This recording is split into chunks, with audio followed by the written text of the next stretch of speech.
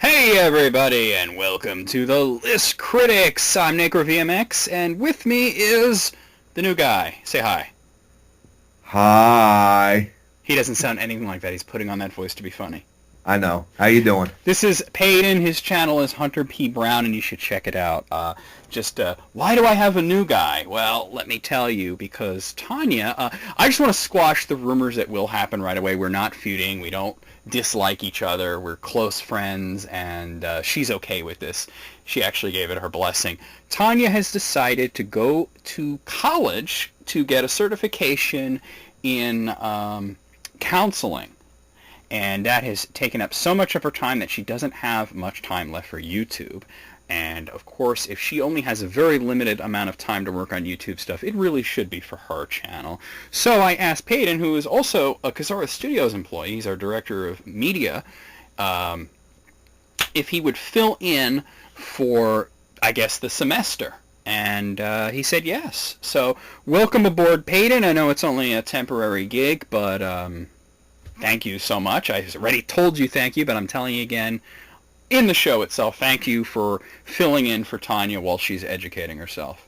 You're quite welcome. I do a lot of things for Tanya. I owe a Oh, yeah. lot of my life to her and to you and to the Kassar Studio Empire, I guess so to say. I love that you call it the Kazara Studios Empire. Well, it's true. It's just like a nice... Actually, you know what? I could pat myself on the back a little if I wanted, because I was the one that told you that Elizabeth seemed to have a thing for you. Yes, I you remember were. that. Okay, well, even though you said you'd listen to List Critics once or twice and you kind of have an idea of what it's all about, I'm going to go over it anyway. So basically, we will be doing lists both from the internet, things that I found and things that fans have sent in. Sometimes they find lists and they send me the URL. Sometimes they send me their own lists. And basically, I will read them to you. We will get your reaction. We will make jokes, have a little fun, and then at the end of each list we will rate it. And if it's a top 10 list, we'll rate it out of 10. If it's 15, we'll rate it out of 15. And, basically whatever number it is the maximum, and 1 is the minimum. We can't give zeros. That's basically it. All right, cool. So you feel like you're ready for this shit? Yep. Okay, this is probably the most popular show on my channel, so we have a pretty dedicated and loyal fan base for List Critics. Everybody, please welcome Paden to the show. He's going to be here for the next, I guess, 8 months or so, maybe 10. I'm not sure how long the semesters are with Tanya. Anyway, and of course she will have her triumphant return. Oh, yeah. And actually, you know what? One thing that we like to do at the end of the year for December is I do only one episode, because I do 2 episodes of List Critics a month. You're only going to do one. The other is co-hosted by a different dude. But anyway, for December, we usually have like one big 4-hour thing with all of us, and I'll try to get you and Jesse, and hopefully we can get Tanya. Maybe she'll have like a Christmas break or something. I hope so. Because she already does so much in her life. I like to begin with a recurring list. It's from pleatedjeans.com. It's called Tumblr Gets Deep. So essentially what this is people from Tumblr being weird. Usually stoned off their gourds, it seems. Yeah. So here we go. Starting off with Smoky Warfare says, if the multiverse theory is true, then there's a universe where it isn't. Oh, Jesus, that just fucked up my brain. Yeah, it just... Wow. Computer rated enrichment blog replies, if multiverse theory doesn't cover paradoxical situations, Conqueror Worm replies with, except in the universe where it does. And Castiel Therable says, I'm having an aneurysm. That's pretty crazy. There's things that I prefer not to think about, and that's one of them. Exactly. I mean, I don't think Michiru or the Chinese guy, I forgot his full name. I believe he's Japanese. Or yeah. You're talking about Ito, right? Michio Kaku, there we go. Oh, Kaku. Okay, Kaku. yeah, he's Japanese. Yeah, I don't think that's what he was going for when he was helping out with the multiverse theory when he was coming up with that. Well, I think the people in this thread, they were going for another brownie. And they got the brownie. Yeah. Benapla says there are straight people and then there are straight people with capital letters, I guess. So, straight people lowercase, is that, normal people like you and me, and then the capital letters are those, hyper masculine motherfuckers. I guess. I'm not too sure on that one. Those people were like, yeah, don't look at me. What are you, queer? You know, like that type of person. I mean, I'm masculine myself, but even I don't go. We're both masculine, but we're not like ridiculous. Like if if a dude flirted with you, you're not gonna like just punch him, right? No, I'm gonna be like, oh, thanks. Yeah, I'm gonna be like, all right, well, that's cool. You got the wrong idea. I'm not interested, but thank you. Because it has happened. I'll be honest with you. I had a dude just straight up just like ask me if he can suck my cock, or actually the exact word was, when are you gonna let me suck your cock? And I told him February 31st. You know, I just replied with a joke. I didn't feel like beating the hell out of the guy. All right, next one. Yink says, read a girl who dates books. Read a girl who dates books. See, that's not Tumblr SD. That's Tumblr Stupid right there. I was about to say, because how do you read a girl that dates books? I'm trying to say date a girl who reads books. It's all fucking backwards. Earth Dad says, waiting for your girlfriend to calm down when she's mad because you love her and you don't want to make her more mad. And it shows this picture of a very trepidatious and cautious-looking, I think it's a Wolverine. Oh, yeah. We've dealt with that at one point in our lives. We all have. You know.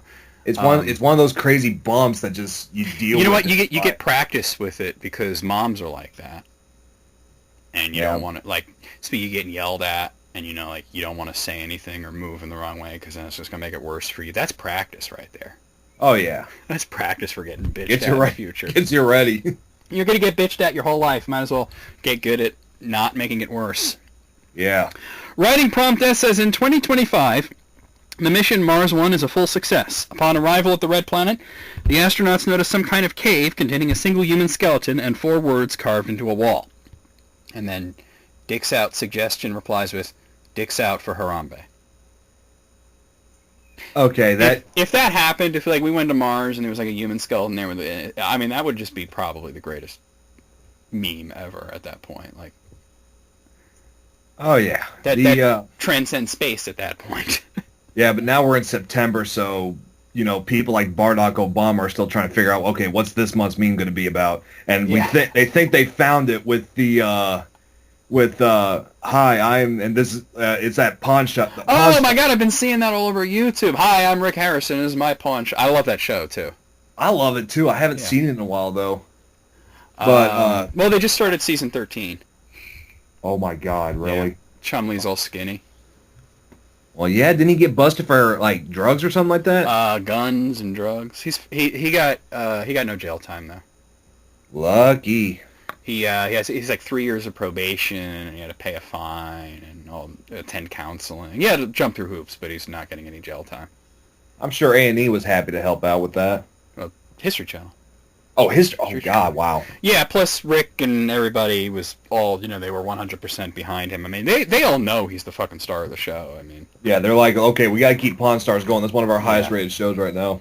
Silent the Voice says, nudges boyfriend at 3 a.m. Pretty fucked up that we depict the moon as a girl and the sun as a boy. They're just floating rocks in space. Chad, wake up. Chad, listen. They're sexless. And N for Nihilism replies with, the sun isn't a rock. Go back to sleep. Very true. Yeah. The sun is not a rock. It is literally a ball of fire.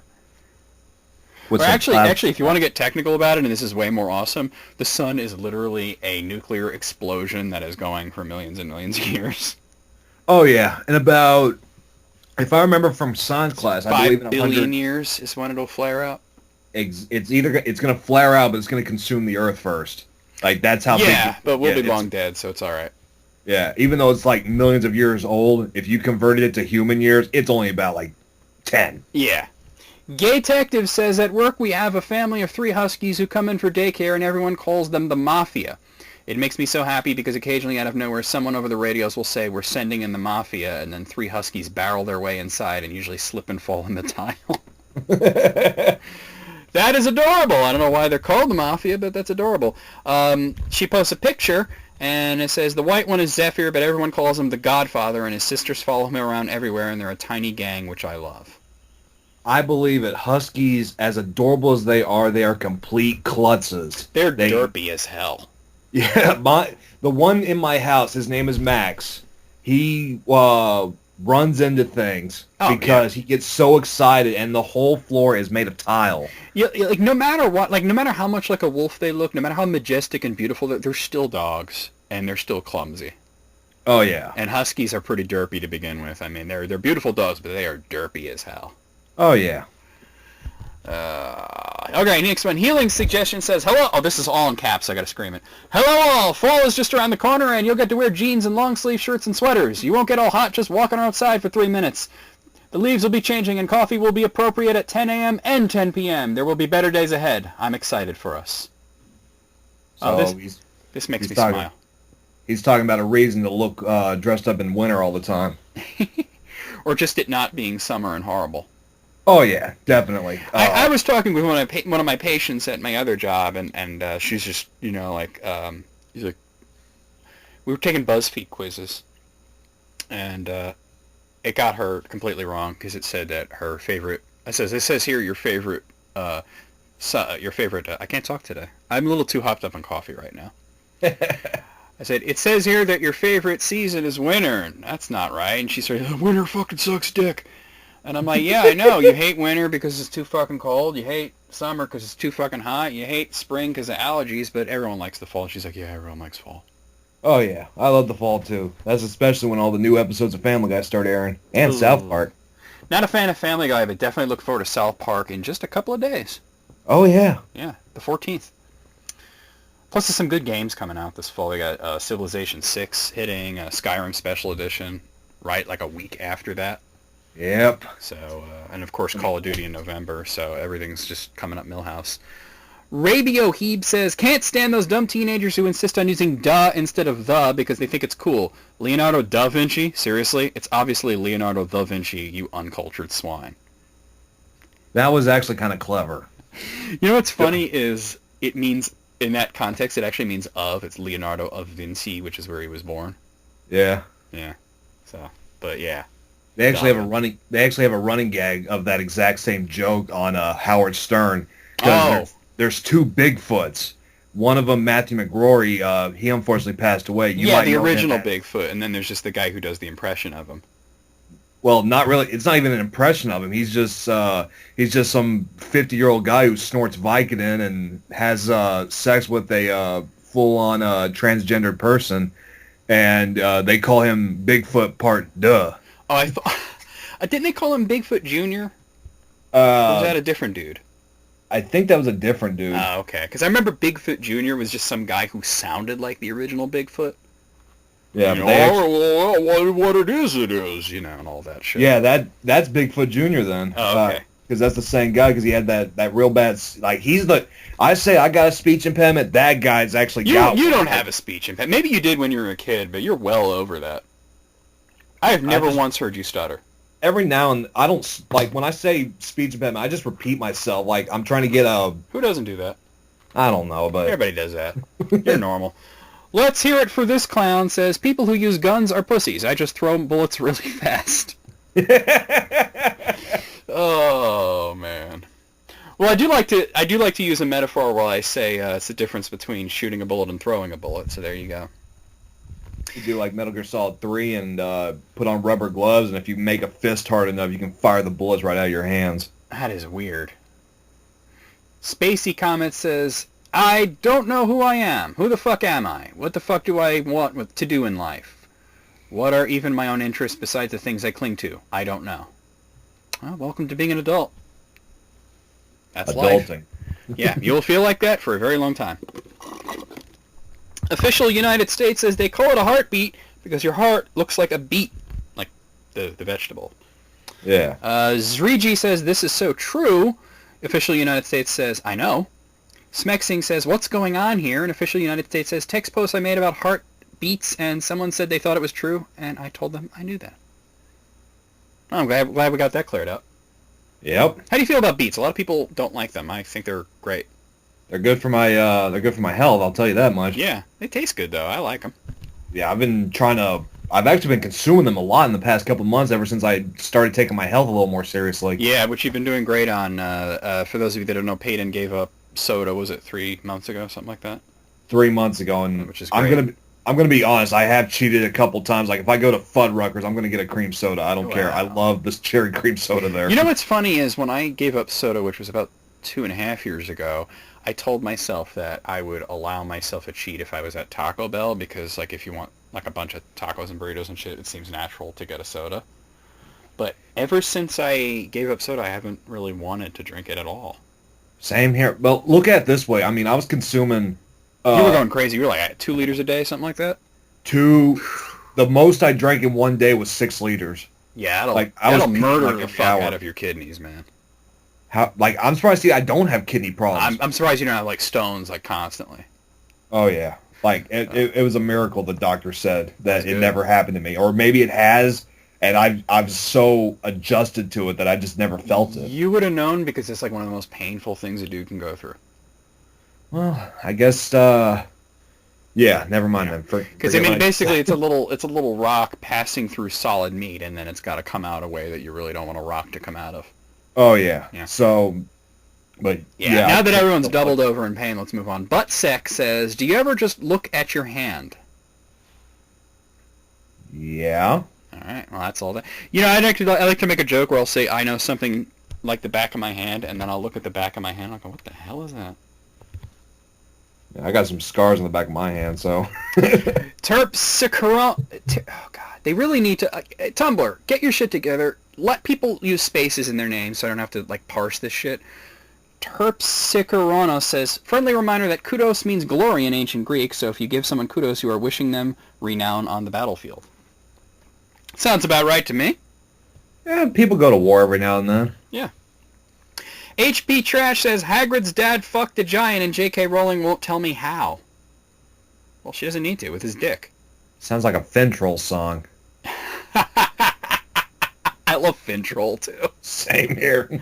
Oh, they're such a weird band. It's like, if anybody who doesn't know, Fintroll is a sort of a folk metal band that incorporates weird humpa music, which is like Finnish polka.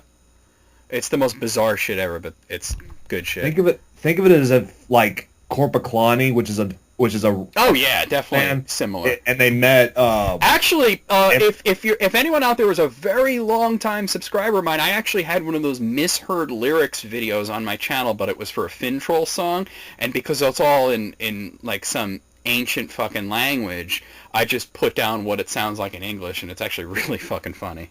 I think I remember watching that a while ago. Monica Lewinsky says, if you're 20 plus years old, why are you still on Tumblr? And Deanne Teal says, excuse me, bitch, the internet is for adults. Go back to your playpen. Well, damn, that escalated quickly. Why can't we all just get along? Spank Jones says, I'd rather die than read anything longer than like 2 paragraphs on this site. Well, we have found the human personification of too long didn't read, huh? Yep. Westboro Baptist Church, not the real thing, but I guess they decided that would be their name for some reason, says, I was trying to be funny, but it came out as really mean, a 5-part documentary starring me. And Avicula replies that I was trying to be loving and supporting, but I probably overstepped my boundaries and came off as creepy, a feature-length film with 2 sequels and a TV series adaptation. And the next person's name is cut off, but they put, I was trying to tell you I relate to your difficult situation, but it probably sounded like I was making it all about me, a novel saga with several sidebook adaptations and a movie. Well, welcome to my life on that last one. Exactly. All right, well, there you go. Let's see. Just Shower Thought says, if Jesus was born from a virgin birth... You know, I'm not even a Christian, and I know that's not true. Doesn't that mean he only has an X chromosome? Wouldn't that make him female? And Nama Nama says, wait. BP Mikey says, trans Jesus, trans Jesus, trans Jesus. That should be trying to do summon him like Beetlejuice? Yeah, right. That should be the next meme. Therese in a teacup says, I have taken 3 years of theology, 1 of apologetics, and 1 of anatomy and physiology, and I'm honestly stumped by this one. Really? Obviously you're stupid. I'm going to explain it at the end of this thread.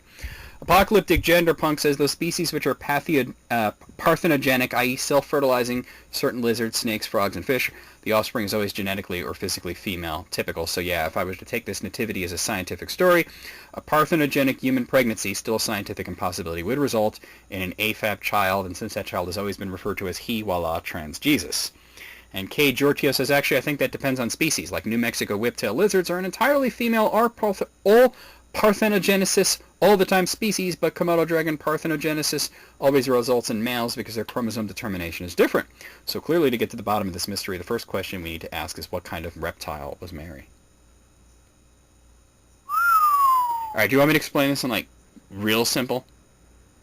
Yes, please. I'm overthinking this. Virgin birth has nothing to do with Jesus. It's all about Mary. Exactly.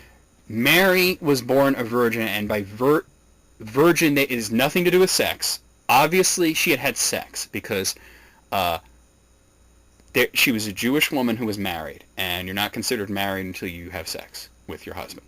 It has to be on the night of the wedding, has to be before sundown. There's very specific laws written down, and they were very strict to that back then. Oh, yeah. And so she obviously had sex. That is a thing. I mean, Jesus had a couple of brothers, you know. Yeah.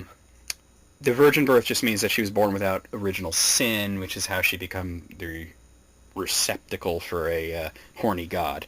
So there you go.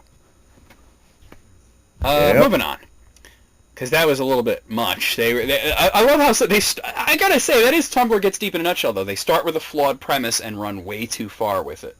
Oh, yeah. That's one reason why I lasted only a week on there. Oh, I've never made a Tumblr account. I enjoy this because it's just reading it is my way of making fun of Tumblr. Well, I mean, I get on there to get memes, so, like, if somebody insults me, I got a meme to counter them. That's the thing to do on Facebook. Okay, there you go. Guys of Gentle Word says, my father told me once to never date anyone who talks smoothly around you from the start, because if someone liked you, they should be a little nervous, and honestly, I think that's some of the best advice anyone has ever given me. I told my dad about this text post, and he got so excited he teared up, and then he said he felt just like he adopted 40,000 new children to share his wisdom with, and he hopes all of you meet kind, sweet people he would be proud of. Well, that's nice. And that is good advice, by the way. Yeah, you got to be, like, hell, I was scared shitless to talk to Elizabeth because she just seemed so out of this world. I remember that, yeah. When I told her, I was like, dude, she's into you, and you're like, really? Me?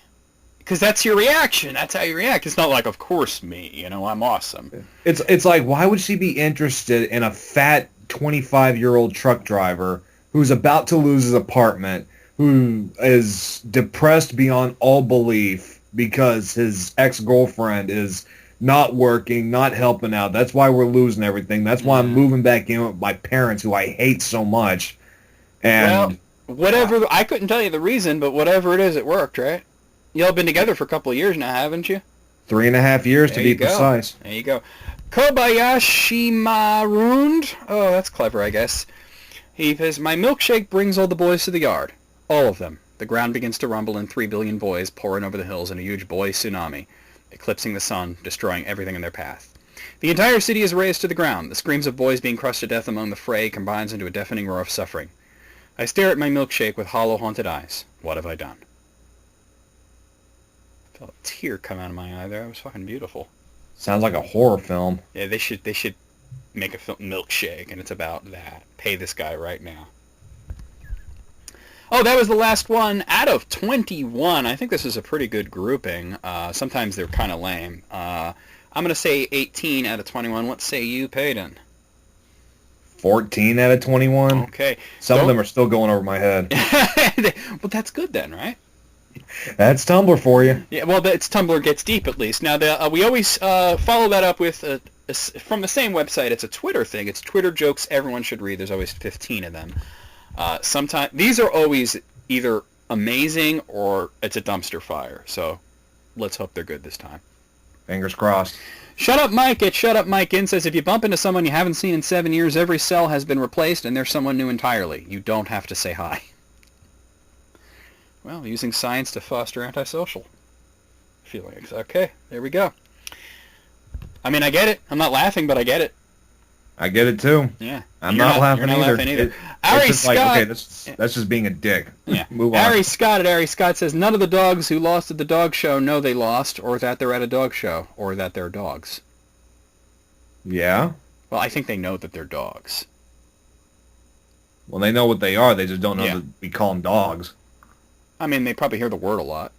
Oh, yeah. Brandon at Untresser says, didn't have time for Starbucks, so I just lit $7 on fire and paid a homeless man to call me Brennan. I I saw. You know, I think that the people that work at Starbucks know that they've become a meme about getting the names wrong, and I think they do it on purpose at this point. Like I saw a picture on a Twitter post or so of a Starbucks cup. The guy says, "I told them my name was John with an H, and they spelled it Hohn." Oh God. Yeah.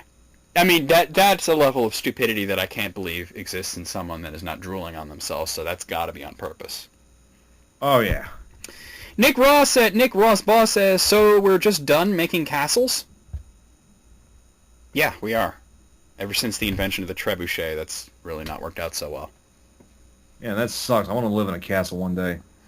Well, you can buy them for, surprisingly cheap. We actually talked about this on List Critics 2 once, where I looked up how much castles cost, and they're not as expensive as you would think, although the upkeep is probably a nightmare. Yeah, you got to keep the moat and... and all the hills and the moors and all that bullshit. Matt Monroe at Hey Monroe says, if vampires have no reflection, how do they get their hair like that? Like what? I guess looking good, but all I'm going to say is this. I don't have a mirror in my truck, and I got to fix my hair every day, so... Hey, well, you got the mohawk, so that's very specific. It can't really do anything but mohawk. Yeah. Musky Lozenge at Lost Cat Dog says, what's your favorite thing about websites? I like getting mad. No, that's also my favorite thing about websites. There you go. I try my best not to get mad, but it happens all too easily. Tara Shu at Tara Shu says, I'm great. I'm good. I'm doing good. Ha ha ha. I mean, well. Ha ha ha ha. I'm doing well. Not good. Ha ha. I'm not doing good. I'm not doing so good. Is that a joke or a cry for help? We're definitely leaning towards dumpster fire on this one. Yeah. Robust Healthy Boy at something says, imagine the havoc if raccoons could fly. Rotund shadows grow... Okay, this is funny. Rotund shadows grow larger over a pizza guy moments before he's swarmed by snarling, handsy demons. That guy smoked a bunch of weed and fell asleep playing Mario 3. I want to play Mario 3 now. Wow, it's always a good idea. Dollars Horton at Crushing Bort says, well, I'd say I'm fiscally conservative but socially very liberal. The problems are bad, but their causes are very good. I'm not understanding what the first part of what they say has to do with the second part of what they say. Exactly. It's like oil and water. Dennis Tennis at Parmesan says, if you're giving mouth-to-mouth and you don't want to get germs, you can put a harmonica between your lips and the victims. Makes sense. Make an interesting sound. Slick at Delic says, job posting. We order competitive salaries, medical and dental, 401k, in 2 days where you don't work at the end of the week, called the weekend. Well, sign me up. I'm in. Yeah. Local bad boy at Hippie Swordfish says, you can't believe it's not butter? Buddy, almost everything is not butter. Alright, that's kind of funny. I mean, everything in the universe either is or isn't butter, right? Right. There you go. Pat Tobin at Taste Factory says, turns to date during movie where bank robbers laugh and toss money around motel room. They won't be laughing when it's time to pick it all up. Alright, quick story. When I lived in Brooklyn with my parents, they would get their paychecks, and instead of depositing into a bank account like normal people, they would go to a check cashing place and get it all put into cash money. Right. And then one day, my mom thought it would be really funny where she had something like about $1,700 of her paycheck and my dad's paycheck, and walk into the living room and throw it up into the air so it went everywhere, which was kind of funny. And then we had to pick it all up and then count it. And then there was $400 that was missing. And we looked under the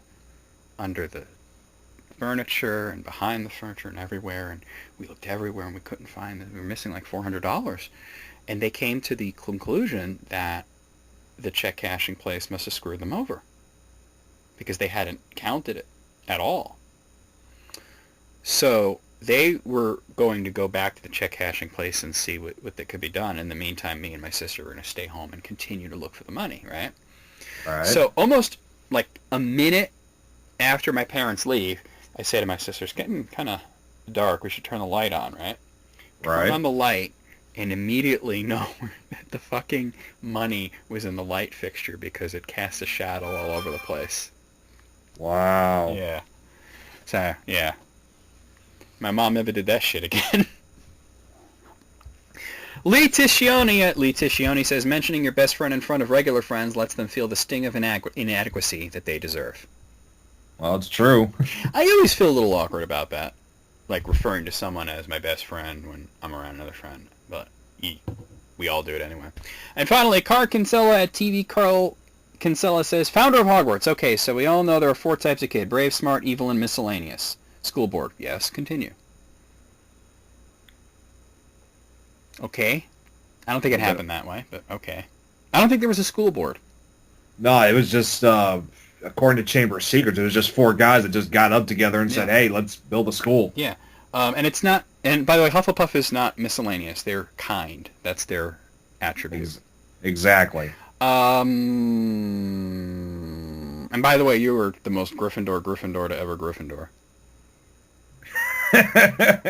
Just want to put that out there. I believe it. Out of 15, it was kind of bad, but it's not the worst grouping of Twitter jokes I've ever seen. I'm going to give it like a 3. What do you say, Paden? I'm with you on that one, a 3. Alrighty then. I like it when a plan comes together. All right, let's see what else I got here. Where's that other list? Okay.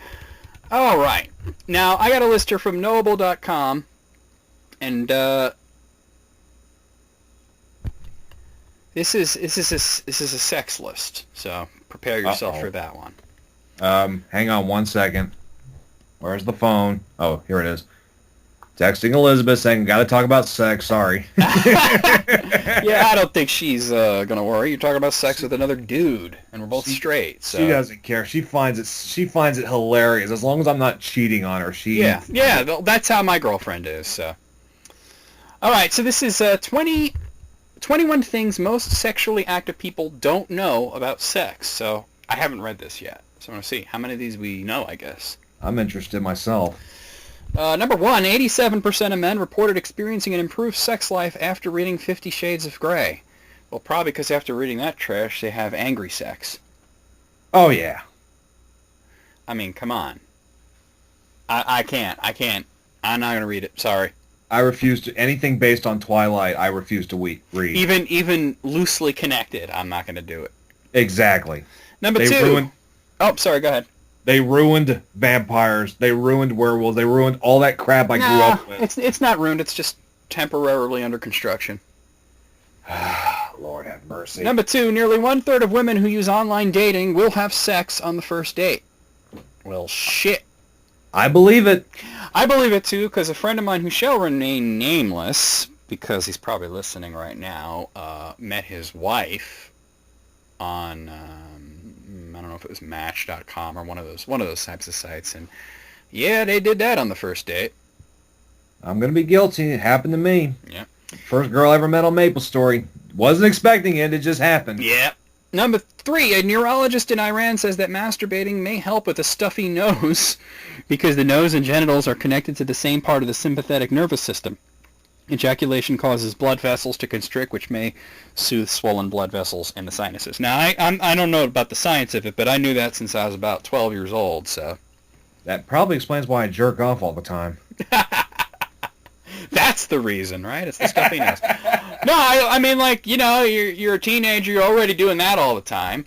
So, you're sick, you're bored, you have nothing else to do, might as well wank it. And I said, hey, I feel a little better now. Yeah. So we may not have known the science behind it, but we knew it. A little more full of shame, but I feel a little better. Well, you know. Number 4, according to a survey from the National Center for Health Statistics, women on average have 4 sexual partners, and men have 7 in their lifetime. That number seems kind of low for both. Yeah, it does. Wow. Well, I guess if you think of average, I mean, there are some people who don't have any, so... You know, whether because they don't get around to it or because they die young or, you know, whatever. So I guess there is that to consider. Yeah. Number 5, the average person burns 200 calories during 30 minutes of sexual intercourse. That number also seems low. A half an hour of sex should burn more than 200 calories. I remember reading a story one time how this couple who weighed over 400 pounds, they got under 180, and it was because they screwed hours at a time every day. There you go. That'll do it. And it's a lot of exercise. Yeah. I guess it really depends on how active you are. I mean, the dead fish ain't going to burn as much calories. So, number 6, in a 2013 study, researchers found that more than half of their test subjects aged 57 to 75 still gave or received oral sex. Well, hey, no teeth at least, right? I believe it. Yeah. Working in a nursing home, and oh yeah, we had a couple there that did it all the time. Why not? Right? They're not dead. Have fun. I don't care. Yeah, they're not dead. Number 7, Switzerland is rated as one of the most sexually satisfied countries in the world. I wonder what that means, that they're satisfied. I don't know. I've never dated a Swiss girl before. I've dated a Swedish girl, but the Swedes and Swiss are different. Big difference, yeah. Number 8, if a latex condom comes into contact with an oil-based lubricant or an oil-based product like hand lotion, it loses 90% of its strength and effectiveness. That's a lot of effectiveness to be lost. Uh-oh. Holy crap-oly. Next question. I'm thinking too hard. Yeah. Well, hey, this is educational, right? Right. We're learning things that have practical applications. Number 9, approximately 9.5 million young people aged 15 to 24 are diagnosed with a sexually transmitted infection every year. We have all this sex ed and still that happens. Yeah. Number 10, research shows that the more pornography a heterosexual man watches, the more likely he will be accepting of gay marriage. It's true. I don't know that porn has anything to do with it, but okay. I think it's because a lot of heterosexual men watch a lot of girl-on-girl action. And they're like, okay, if I want to watch girl-on-girl action, then, guy-on-guy action should be completely acceptable. That's how I looked at it. You got a point there. Number 11, a 2014 study found that hungry men will seek a more voluptuous woman, while hungry women seek larger, heavier-set men. Well, there you go. Both of our girlfriends were just really hungry at the time. If high-pitched Eric can get laid, then yeah, anyone can. What did they call him? Alfred Inchcock? Yeah. Yes. God. And that guy, I've never met him, but I've seen him, and I've heard that the smell that this man gives off is something fierce. So. It is. It's bad. It smells like the best way to put it, because the Whackpackers were down at some convention here a few years ago. He was there. Huge butterball looking dude, and he smelled like a turkey that was left out in the sun all day. After raw, uncooked turkey that's been sitting in the I'm not a turkey, I'm Kelly Clarkson. Alright. Number 12, on average, a healthy male has 3 to 5 erections every night while sleeping, lasting upwards of 35 minutes each. That explains why I wake up feeling good every day. Well, we knew that. I mean, that's not... And you try to roll over and you wind up getting stuck. Number 13. The average speed of ejaculation is 28 miles per hour, but it takes sperm 5 minutes to travel to 6 inches of the vagina to the cervix. Well, so that means she's got 6 minutes to cream by that shit, otherwise she's getting prego. Well, that doesn't even help, actually. Probably not. Yeah. Because I heard stories of women, they could happen like a day and a half later. So. Yeah. Oh, God. Yeah. Next question, please. It's not questions, but okay. Number 14, 34% of women and 38% of men sleep naked with their partner. Well, why the hell not? I don't know. I feel great. I do it. No problem with that. I'm surprised the numbers are that low, to be honest. Yeah, I mean, nothing is more relaxed than being next to your partner with nothing on, maybe under a blanket, with a fan going, and every time it happened to me, and God forgive me, Elizabeth, for bringing this up, but every time it happened to me, I would wake up so fresh. There you go. Number 15, the average penis measures at 3.5 inches non-erect and approximately 5 inches erect. Who the hell is measuring not erect? I don't know. That's pointless. All right, well, number 16, a survey conducted between 1988 and 1989 found that 1.5% of married people had a sexual encounter with someone other than their spouse. I'm once again shocked that that number is so low.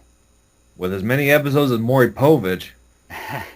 Well, you know what it is 90% of people are liars. That's what it is. Yeah, that too. Number 17, trichomoniasis is the most common curable STI. There are an established 3.7 million people in the U.S. with this disease. I've never even heard of this shit. I can't say I have either. Number 18, people in India wait longer than any other country to have their first sexual experience at an average of age 22. In India? Yeah, well, has a lot to do with the Hindu culture because they have arranged marriage, which basically means that the parents play matchmaker. And it's not like you see in like movies and shit where they're like, you must marry this person and then you're like stuck with that. Because first they have to like make sure that the horoscopes match. Right. And then they have to meet the other person's parents, and then you have to go on like a couple of dates to see if you like each other. And then, you know, everybody has to approve of it, and then they have a marriage. But they generally don't have sex till after they're married. And, that's kind of what happened to me. I lost a girl. Like, oh god, Elizabeth's gonna kick my ass when she hears this. I was dating this girl who was homeschooled, and homeschooled people they do the exact same thing. They have to prepare arrange people dating. Well, it depends. I mean, not every homeschool person is homeschooled because their parents are maniacs. Sometimes it's just, you know, well, unfortunately for bad me, schools in the area, that kind of thing. Yeah, well, unfortunately for me, that's... Hey, look, I dated a Jehovah's Witness once, so... Oh! Ouch. She was no prude, though, I'll tell you what. Take what you can, right? Yeah. In my defense, she had big boobs. Number 19, almost 75% of Australians have had sex in a car. That's very specific. Well, I guess they're away from all the many varieties of wildlife that try to kill you in Australia, so safer in the car. Exactly. Number 20, orgasms have been known to alleviate headaches, menstrual cramps, hiccups, and morning sickness. Okay. Hiccups, though. I didn't know that one. I gotta keep that one in mind then. Yeah. And finally, number 21, 81% of people have admitted to faking at least one orgasm. Guilty as charged. Yeah, even guys fake it sometimes. Going 40 minutes and being beat to hell, you got no choice but to fake it. You know, and I mean, like, a lot of people think, why would guys fake it? Well, you know, 20 years ago, Seinfeld said it the best. Sometimes it's just enough and you're tired. I think Howard Stern still brings that up. Yeah. All right, well, out of 21, I think we did know a lot of this, but it was all at least very interesting, and I'll give it a 19. What do you say? I'll say 18. There was a couple things on there that was like, what? A couple of those might have been a little outdated, too. Yeah. Okay, now this next one, we're kind of going in the opposite direction. This is a more cutesy thing. It's 24 parents share the sneaky things their kids think they're getting away with. This is going to bring back some memories. Oh, hopefully. Maybe. Number 1, my 3-year-old sneaks candy from the freezer when I'm not looking. They're actually frozen peas. Well, all right, go for it. That's kind of cruel, but okay. Well, I mean, if they're enjoying it, it's healthy. I fucking hate peas. I ain't about to eat that shit. I don't think you and I are going to get along very well because I eat a lot of Chinese food, and they put a lot of peas in fried rice. Most fried rice that I get around here either has almost no peas at all, or they just don't put it in, because a lot of people are always requesting it without peas. I just hate peas. I love Chinese food, though, I'll tell you what. Love it. Right. Number 2, my 17-year-old is freaking out right now because she thinks the car was stolen. It wasn't stolen. She told me she was going to be at a girlfriend's house overnight, but this morning I spotted the car outside her boyfriend's house. I took it. She's called every tow yard in the county and has been walking all over town looking for it. I am waiting for her to finally get home, but at this point, I seriously do not know what to say. I'll tell you where the car is if you tell me where you actually were last night. Well, I gotta say though, that's like I would personally be like, I would reveal it, and then I'd be like, I think what you've went through is punishment enough. Exactly. I mean, here's an idea. At least she showed responsibility for the car to the point that she did what she did. And she was looking for it, yeah. Calling tow trucks and whatnot. tow yards. Number 3, sneaking out of a room to say goodnight to you one more time, Mom. Child, please, I know you're trying to sneak your DS back into your room. Kid thinks she's so smooth. I'd be guilty if I did that with the remote. Our old school Game Boy. Oh, yeah. Yeah. The unfortunate thing is, back in the day with the Game Boy, we didn't have a backlight or nothing, so you had to have like a flashlight or something. You had to have a whole setup. Oh, yeah. It was a whole thing. Number 4, smoking weed. Guess what, son? You didn't lose that bag when you were stoned. I found it and smoked it. That could almost be my parents. Yep. Number 5, not giving me back all my change. Yep. Oh, yeah. Everybody did that. Your parents would send you to the store and, you'd get something for yourself. Number 6, I blame my older brother for drawing all over my bedroom walls. I am, and still am, an only child. What the That is just weird, man. That's...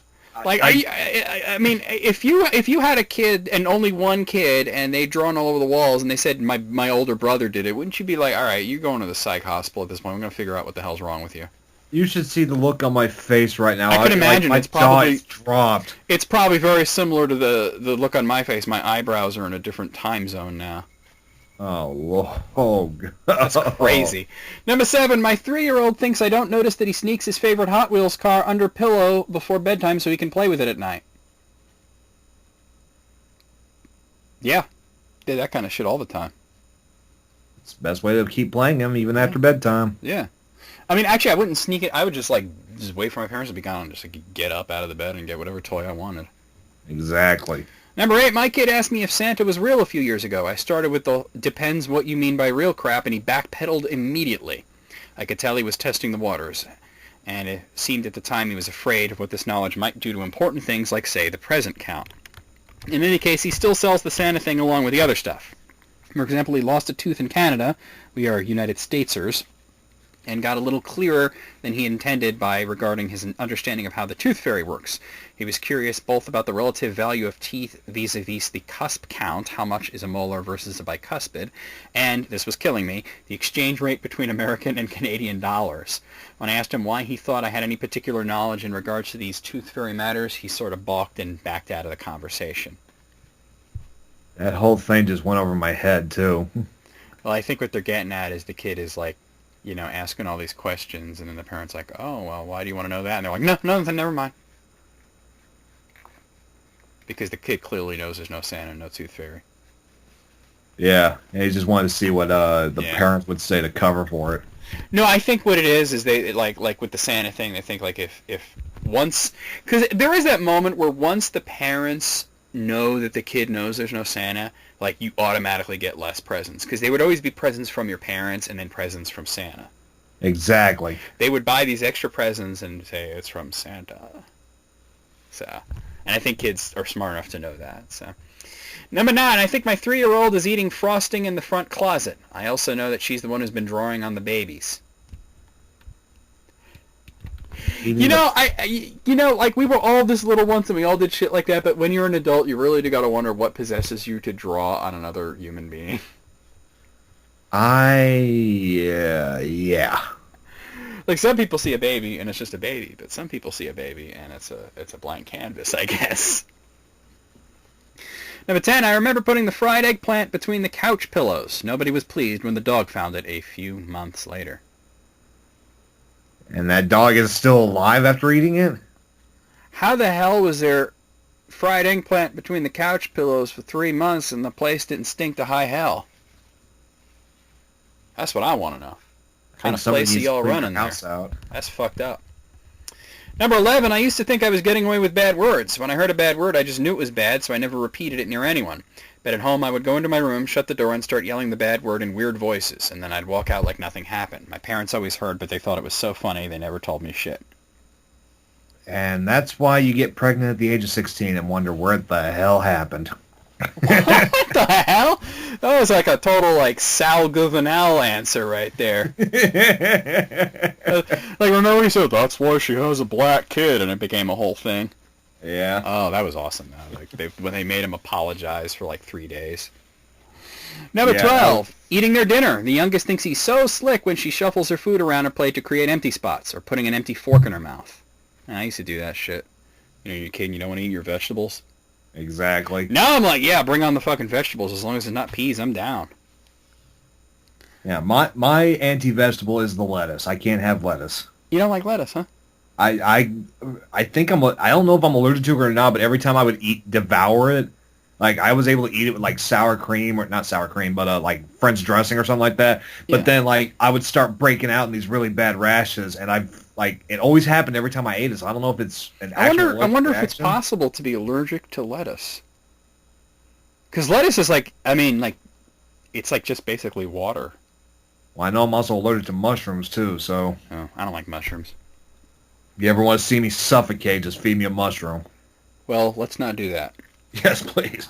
Number 13, they think we don't know they are giggling when we put them to bed. But as long as they're in bed and are not loud, we don't mind. Yeah, I pretty believe much. it. Pretty much. I mean, like, I was over at my sister's place filming a video once, and she put the kids to bed while we went outside and reviewed all the footage and drank a lot. And I was looking in the window in the living room. I said, you know, your kids are up and they're running around the house. And she's like, oh, they're not bothering me. She was just done that day. Number 14, not necessarily getting away with it, but my son thinks it's fun to root for the Buffalo Bills. That's not fun. Because I'm a Jets fan. Ooh, that's not fun either. He doesn't yet realize that this means he is stuck with the Bills for the rest of his life. He thinks it's fun to annoy me now, but we'll see if he is still laughing about it when he is a very sad grown man. Ouch. Yeah, but you're a Jets fan. You got no room to talk. I don't follow sports, so. Well, I'm not I a mean- huge sports nut, but, well, the Jets fucking suck, dude. I think the last Super Bowl they won was like Super Bowl 3. We're on So about 50. I mean, Actually- I'll watch the Super Bowl and World Series, and that's about it. Let's find out. Let's see. Last time the Jets won Super Bowl. It may not be 3, but it was like a while ago. 1968. They are going on 50 years. So I mean, the Bills have a slightly better record than that. Number 15, a lot of times my kids will try to throw away their vegetables during dinner when they think I'm not looking. All the times they get away with it, I'm really just too tired to make a big deal out of it. Man, I wish my parents were that chill about it. It was always like, nah, you need to eat that shit. And it was never good vegetables. Like, it was never like, like the good frozen kind. It was always like shit out of a can. Exactly. I mean, that's There's how nothing my worse than canned green beans, man. That's like poison. I learned that my parents learned that the other way too. They learned that if they got it fresh, it tasted better. Frozen vegetables actually taste better than fresh ones because they're freezing them when they're at the height of their deliciousness. Yeah, I And learned it stays that that way. Yeah. I actually learned why they did that while I was in trucking school because we ran reefer units. There you go. And Makes sense, actually. And I asked him, I'm like, so if we're hauling all these vegetables all across the country, how do they stay fresh for so long? And they said we freeze them. Huh. I said, There you go. okay. Number 16, masturbating in the bathroom. Turning the shower on doesn't help. I can still hear the clapping sound. Well, damn, I mean, if you're clapping, I mean, you're being rough on the old dick right there. Slow it down, dude. Yeah. I mean, damn. Number 17, finally, one I can weigh in on. I'm a child psychologist, and last year I was involved with major research on children's development in regards to moral development, which covered aspects of deceit in children. This guy's going to suck all the fun out of this list. The results were by no means conclusive, but it was found that in most cases, getting away with small amounts of deceitful behavior is actually a healthy thing and an important aspect in the development of morality. Specifically, lies that have no cost to either party, such as not eating all their vegetables, were found as the most significant in terms of development of neural connections in the anterior lobe, which is also associated with the ability to make quick decisions under pressure and the application of common sense when presented with stimuli that a subject had no previous experience with. Too long didn't read version, white lies are just training them for better firemen. You're going to lie sooner or later in your life. You might as well start learning now. Well, I think the point that he makes, and I think it's true, is that like you practice this on your parents, and lying is not just a form of deceit; it's also a form of creativity. Yeah. So, because it's not just saying I didn't do it. It's coming up with the creative version, the fantastical version of what happened. Right. Number 18, when my son was in high school, he was dating this train wreck of a girl that my husband and I hated. He would sneak out of the house late at night to go pick her up at her house and sneak her in through his bedroom window. He didn't realize that I had figured it out when I found the kitchen chair in his room and her footprints on the side of the house. One morning, he decided to leave early for school. I heard him banging around in the kitchen, so I go out to investigate. He's standing there all nervous. I see her run from the back of the house and hide next to his car. So I just nonchalantly said, I guess expletive made it to the car okay. Drive safely and have a good day. Well, there you go. You ever do anything like that? I can't remember something like that, to be honest. I didn't have a car till I was 19, so... Well, I mean, just the general idea of, like, sneaking a girl in. Oh, no, I was, like, hell, I didn't even go on my first date till I was, like, 20. Yeah, I'm kind of in the same boat, plus the fact that my parents would have been, like, whooping and cheering, so... And they would have... See, I never wanted to bring a girl home because I knew that my parents would embarrass me. Yeah, same here. They would talk about it. They couldn't wait to embarrass me. I think it's payback for all the years that you embarrassed them. Must be. No, I think, honestly, and I don't mean to be mean because I love my parents and everything. I think they're great people. But I think that my mom especially, she was like 20 when she had me. Yeah. So they were not like the most mature people. So I think that they were like, they saw kids as like, oh, we're going to have fun with them kind of thing. You know what I mean? Yeah. Oh, let's see. Numbers 19, my 2-year-old sneaks pens off the table. This is what I discovered on the ottoman yesterday. And I got to click a link. Okay. Oh, they drew like flowers on the ottoman and smiley faces. Soap and water does the trick every time. Oh, yeah. Yeah. Number 20, my 6-year-old niece thinks she can get away with sneaking a cookies and cream chocolate bar into our shopping basket by holding it under a bag of sour sweet tarts, which she says are for my brother. I usually say no, we have enough candy in the house, and have her put both back or buy both. My almost 4-year-old nephew thinks I don't know that he asks to borrow my stuffed xenomorph because it scares his sister. He tells me his T-Rex is having a family reunion. See, there's that creativity. T-Rex is having a family reunion with the alien. That's great. That's actually kind of clever. I like that. I like this kid. He reminds me of my nephew. If my nephew Bobby had a sister instead of a brother, he'd do shit like that. Number 21, not the parent, but my sister and I would flush food we didn't want to eat down the toilet when our dad was downstairs. We were convinced we got away with it, were it not for the fact that we were loudly saying, best curried beet I ever tasted. Flush.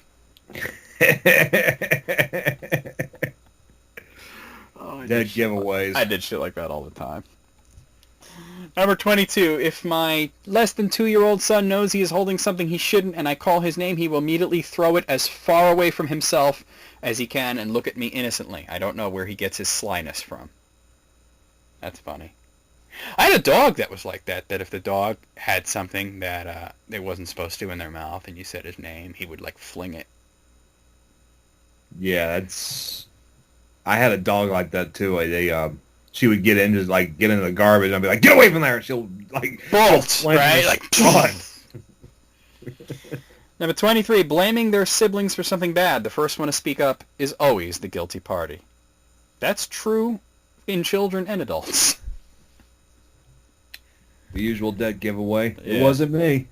The person who has a story is usually the one lying. Number 24 is the last one. Playing Minecraft while I sleep it in on weekends. They're old enough now to make their own breakfast and stay out of trouble, but playing a game on the tablet is still something they're supposed to ask to do. They do it anyway, and I don't say anything because it keeps them busy, and I don't have to break up any fights. All right. Well, honestly, if your kids can unsupervised use the stove, then I think, like, playing Minecraft is probably going to be okay at that point, you know? Pretty much. They can take care of themselves at that point. Yeah. All right, out of 24, what do you say, Paden? I'd say about 20. I'm going to say 21 on this one. I'm guilty as hell of a lot of that shit. A lot of it, yeah. And some of it was not stuff that I would do, but stuff that I would want to do, so to speak. All right. I have one more from Noble here, and I think you're going to like this. 19 poor souls reveal the worst jobs they've ever worked. Oh, boy. What was the worst job you ever had? Just real brief. CR England. Oh, worst job I ever had was in a pet store. That was fucking awful. I had to clean up pet cages and all that. Oh yeah, yeah. That wasn't the worst part of it though. It's just my boss is a bitch. That'll do it. All right, there's 19 of these. Number 1, door-to-door salesman, commission only. Had to pay for my own travel and lunch. Have you ever gone to work and come back poorer? A job like that isn't a job at all. It's a Ponzi scam, if you ask me. Usually, yeah. Usually they're fucking you over. I mean, there are people who can make money doing shit like that, but like then, you know, you find out shit like they don't take taxes out of your paycheck and you're responsible for all that. And that's one of the reasons I got out of being an owner-operator at Eagle. Like, I did that oh, yeah, I shit remember for- when you did that, and then you were like, man, the taxes are rough. It was. Like, I was like, yay, I made $212,000 this year. Tax season. Uh-oh. Yeah. Number 2, I worked at Love Boutique, also known as a sex toy shop, which was next door to a strip club. I constantly got harassed by club patrons and had to deal with bums coming in with bloody money for poppers, little bottles of VHS cleaner they used to get high off. So you could never quite feel safe. I feel bad. The money had blood on it? That's a fucking biohazard right there. Yeah, it is. All I gotta say to that is no thanks. Oh, just give me 1 second. I had a customer post something on our Facebook. All right. I think they're just replying to me. Okay, hold on. We don't have an exact release date. It's about the mobile port. All right. Yeah, that comes out in a couple months, doesn't it? Well, they're asking me for a release date. I'm telling them we don't have an exact release date because we haven't given it to quality assurance yet, but expect it sooner rather than later. Zach, don't goof it up. All right, yeah. I've been dealing with customers for like 5 years now, so I got this shit. Oh, I lost my tab. Where was I? Here we are. Okay. I think it was number 2. It was the one after the sex No, shop. I just couldn't find the tab. Oh. All right, here we are. Number 3, I've posted this before, but it's up there as one of the worst I did. I worked on a croissant line. You can bet they never came out of the machine with that nice curve shape. Nope, they're straight. But someone had to bend them into shape. Thousands of them every day on a moving line. This equates to the most depressing job in the world. I bent croissants for a living. Well, depending on the pay, I mean, like, just doing something boring like that with your hands for 8 hours, it could be worse. Hell, me working at Campbell's Soup, I did something similar. All I did was make sure that the machine didn't jam up, and I did that 8 hours a day, 5 days a week. Yeah, I mean, that's not too bad. I mean, it is boring, but Hey, it paid goes by, yeah. for a 17-year-old kid doing a part-time job for 2 months. Yeah, why not? $10 Number an 4. hour.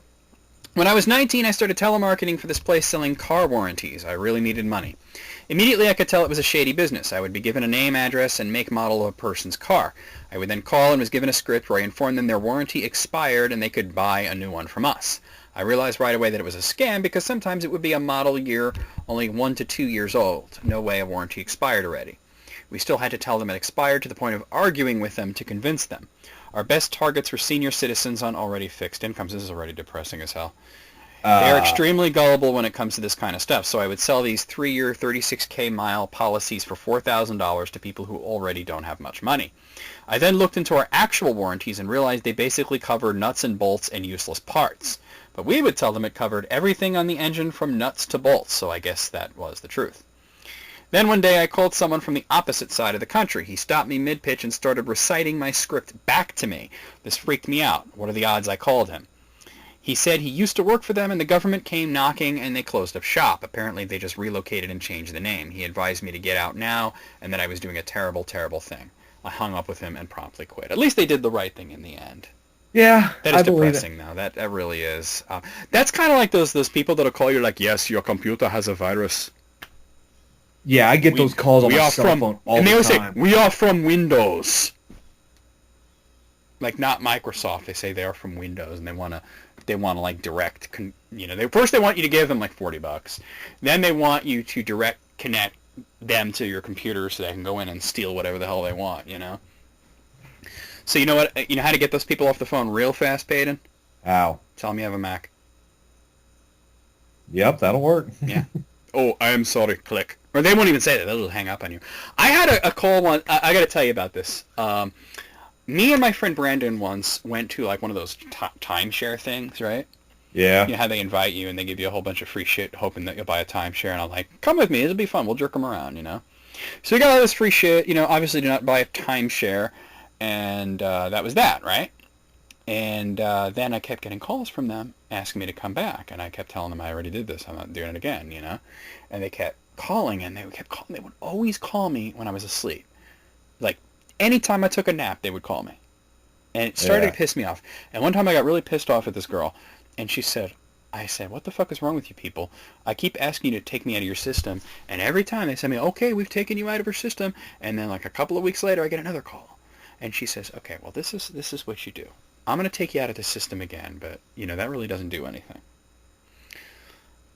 Next time somebody calls you from our company, just say D4 to them. And I'm like, what does that mean? She says, don't worry about it. It'll scare the hell out of them. So I was like, all right. Got a call a few weeks later. Of course, I was taking a nap. And the guy's like, blah, blah, blah. We're from blah, blah, blah timeshares. And I was like, do you know what D4 is? And the guy hung up so fucking fast. I don't know what it meant, but it did scare the shit, and they never called me again. Is it bad that when you say D4, do you mean like letter D number 4? Yes. Or like? Yes.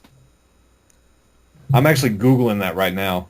The only D4 thing I know is like in the military, if you're D4, it's unfit for service for health reasons. Right. Oh, no, wait, I'm sorry, that's 4F, actually. Oh, so I have no idea what D4 meant to these people. It was some sort of company lingo thing that apparently if somebody said it, they would get freaked out. So thank you to that lady who told me that.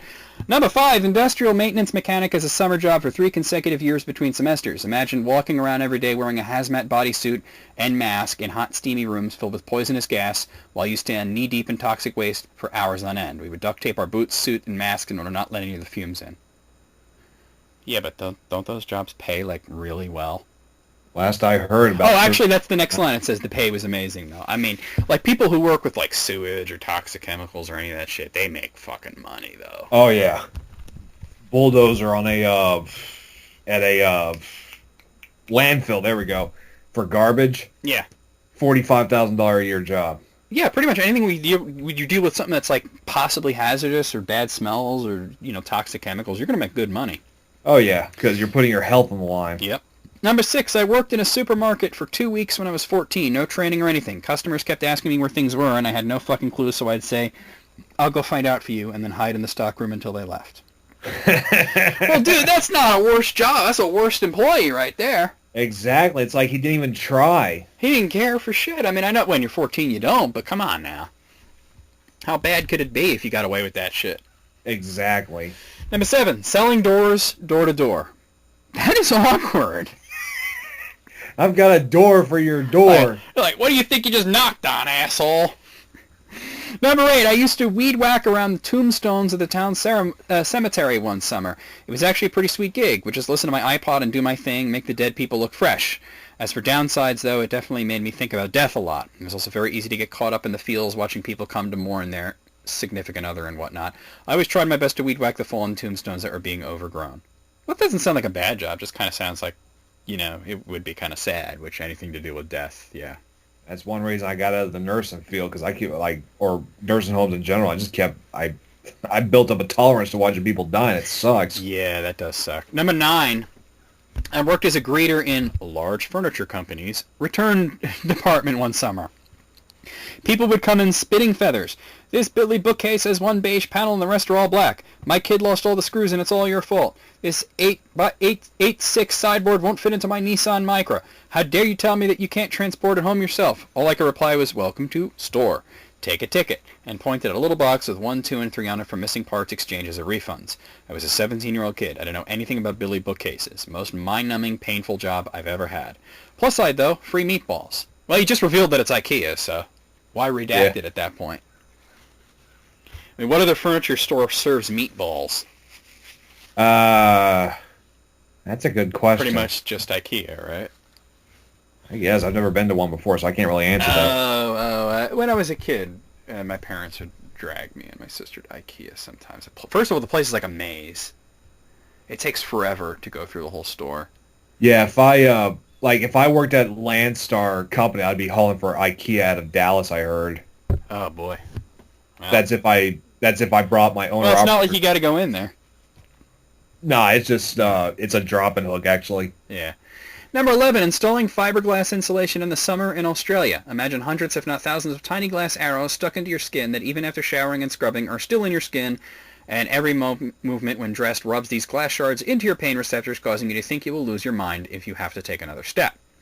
That and the heat up there and tiny roof spaces where you couldn't even turn your head all the time, only lying and standing on the beam so you don't go through the plaster ceiling. Shittiest job ever, should be illegal.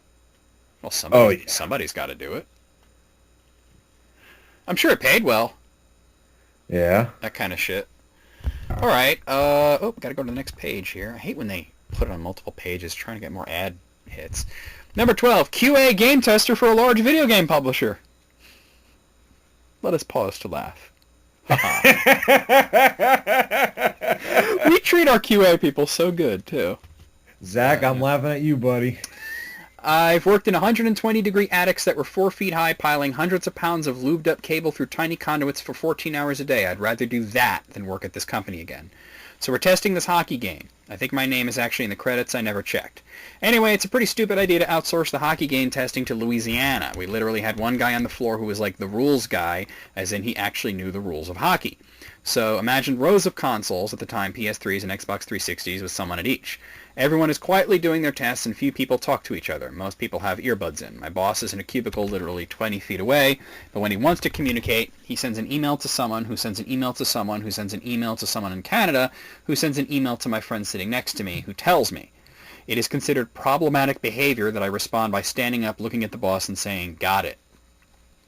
So we're supposed to find bugs by performing tests. For instance, my job was to test something called the EA-SHL League. The problem is I was one of 2 people in my team, and each EA-SHL test required 4 consoles. Even when we did manage to get 4, the entire thing was broken anyway, so any tests we would try to do were impossible because they hadn't fixed the bug that made the entire section inaccessible.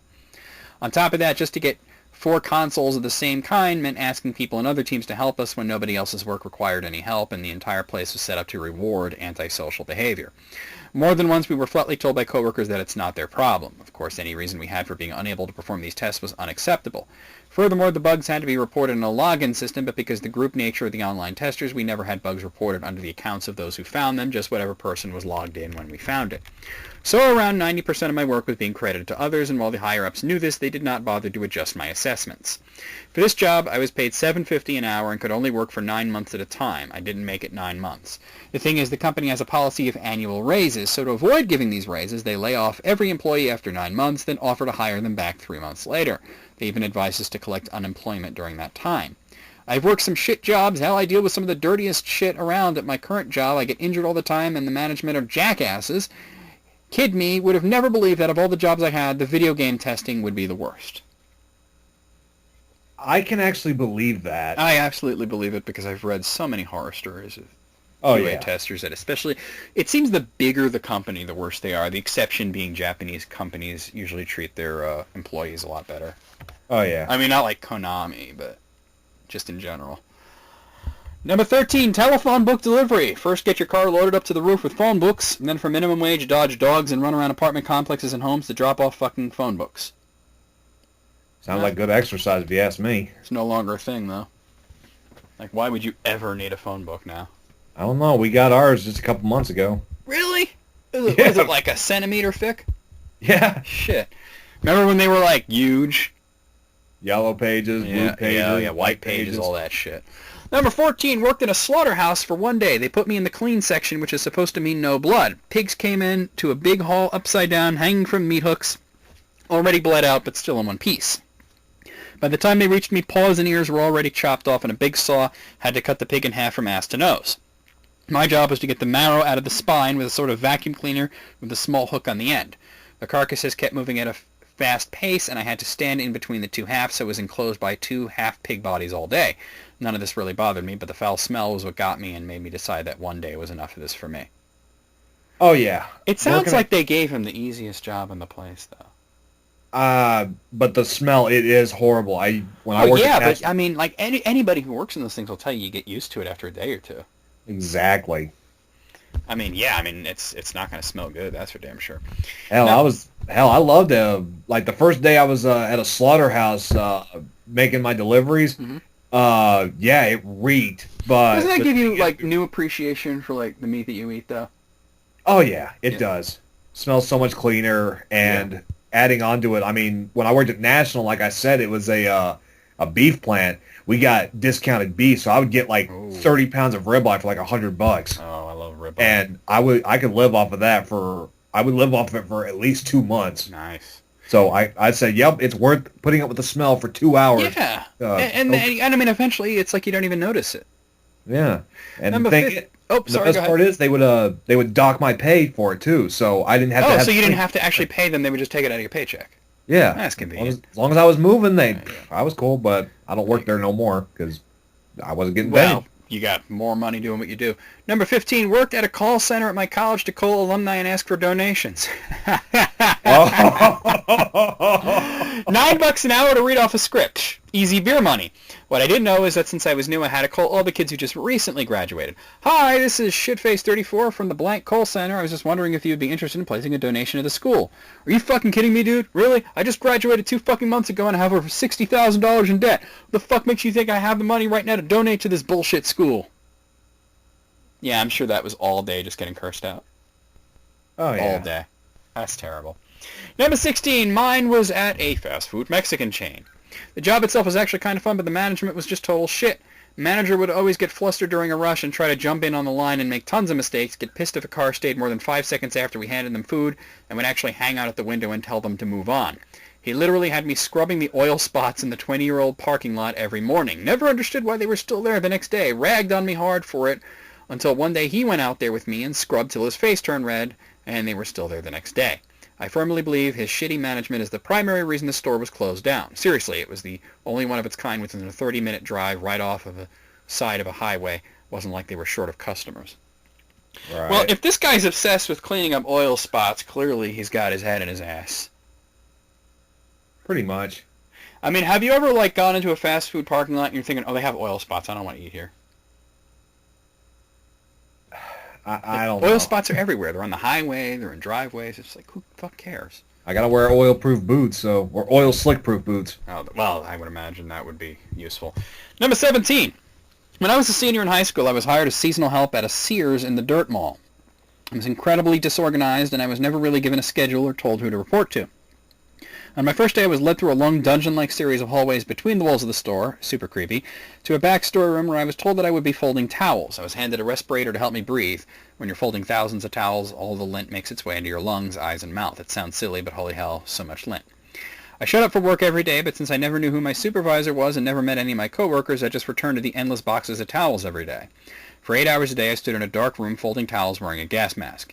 Anytime I asked a coworker if I could take a break or sit down, they shrugged and told me to find a supervisor. It may have been easier to find a leprechaun. Eventually, I just realized that no one would ever notice if I fell over dead on that pile of towels, so I started napping in the bathroom. After the naps went undiscovered, I started swiping my time card and then going home until it was time to punch out. This went on for months before I got bored and stopped showing up. My employee discount card worked all the way through college. On second thought, maybe that was the best job I've ever had. Yeah, you gotta rethink it at that point. You're getting away with that level of chicanery. Holy shit. Exactly. But then there's gonna sooner or later somebody's gonna catch on, and then all Well, hell he breaks essentially loose. quit, though, so doesn't matter. They stopped showing up. Exactly. Number 18, I worked as a manager at large wall-to-wall Superstar for a while. I took the position because, shock, I needed the money, and I figured the step up would at least look good on my resume. The store manager basically handpicked me to run the most profitable part of the store, which felt awesome. And then it wasn't. My workers, with the exception of 1 or 2 of them, would basically forget things I taught them after a day or two and do whatever the hell they wanted. Everyone bitched about how messy things were, but they would balk every time I assigned someone to clean something. Then after I cleaned goddamn everything, they would mess it up all over again. Anytime I set a priority that I knew would help my area, my expletive store manager would interrupt over the walkie, ask me why something insignificantly less important wasn't getting done, and tell me that I needed to do that instead, so big projects would never get done because the store manager wanted to show off and micromanage. You know, I don't even need to read any more of that. That's just fucking horrible. Micromanaging is one thing I got no fucking patience for.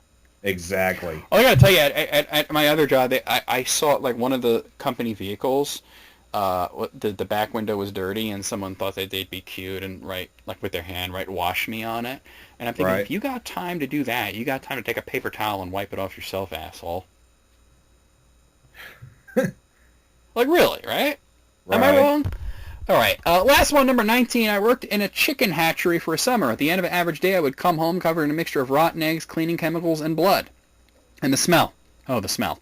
We had these barrels that would get filled with the waste from the day, which would include rotten eggs and the chicken equivalent of placenta. Those barrels would just fester until a truck came and emptied them out, and then I was required to pressure wash them. I once came to work hungover and ended up just puking into the barrel. Worst thing I ever saw was when we were vaccinating eggs that were about 3 days from hatching. They came out of the incubators in these big carts and got put on a conveyor belt into the vaccination machine. The guy transferring the eggs to the cart dropped the entire slide tray somehow, which is 18 dozen eggs. 18 dozen eggs that were 3 days from hatching.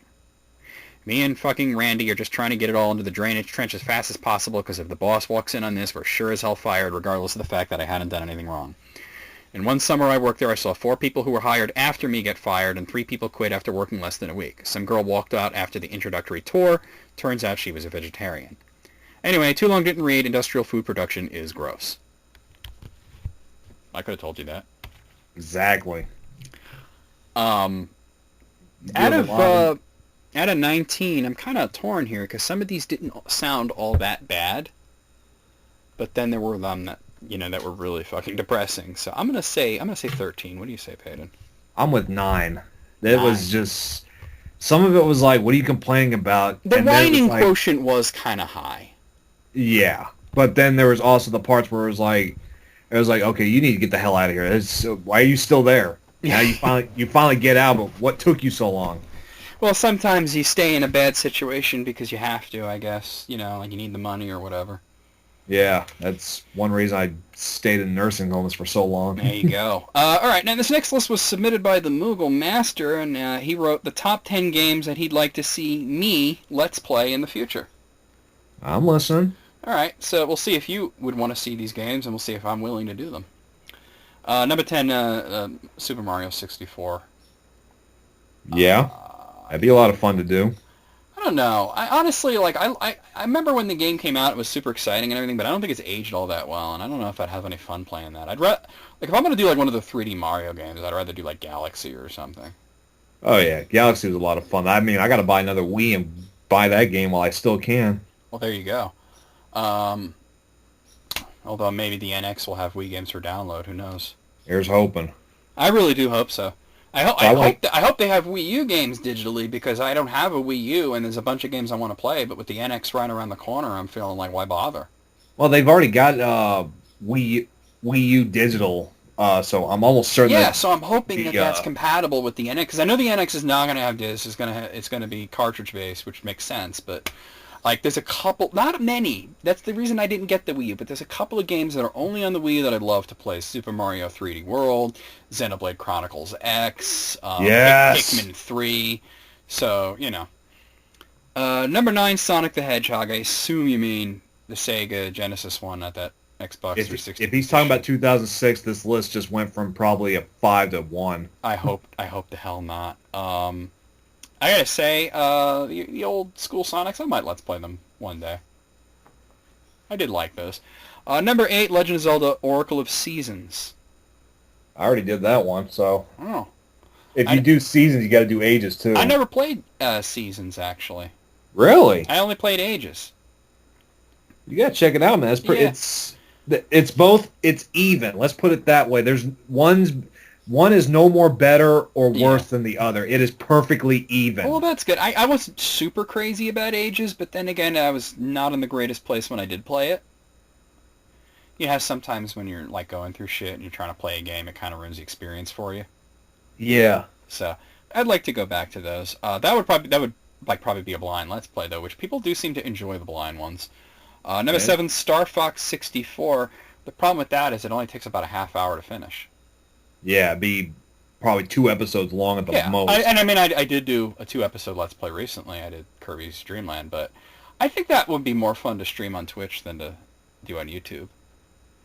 Number 6 is Shining Force. I kind of shy away from strategy RPGs because the episodes would be so long, but I do like those types of games a lot.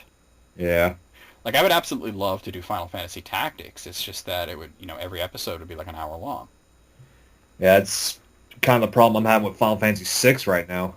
Well, you're doing the... Oh, by the way, you guys should check out Paden's channel. Not only is he Let's Playing Final Fantasy VI, but he's doing it with a full voice acting cast. I meant to ask, do you want to roll in that? I don't know I what. was going to ask you about that, but I figured you'd have that all sewn up. Well, I've got all the main characters, but there's still little bits and pieces. Because if I had gotten in on the ground floor, I would have done Kafka for you. Yeah, but I'm sure you got that cast. yes, I knew. Oh, you do Kafka?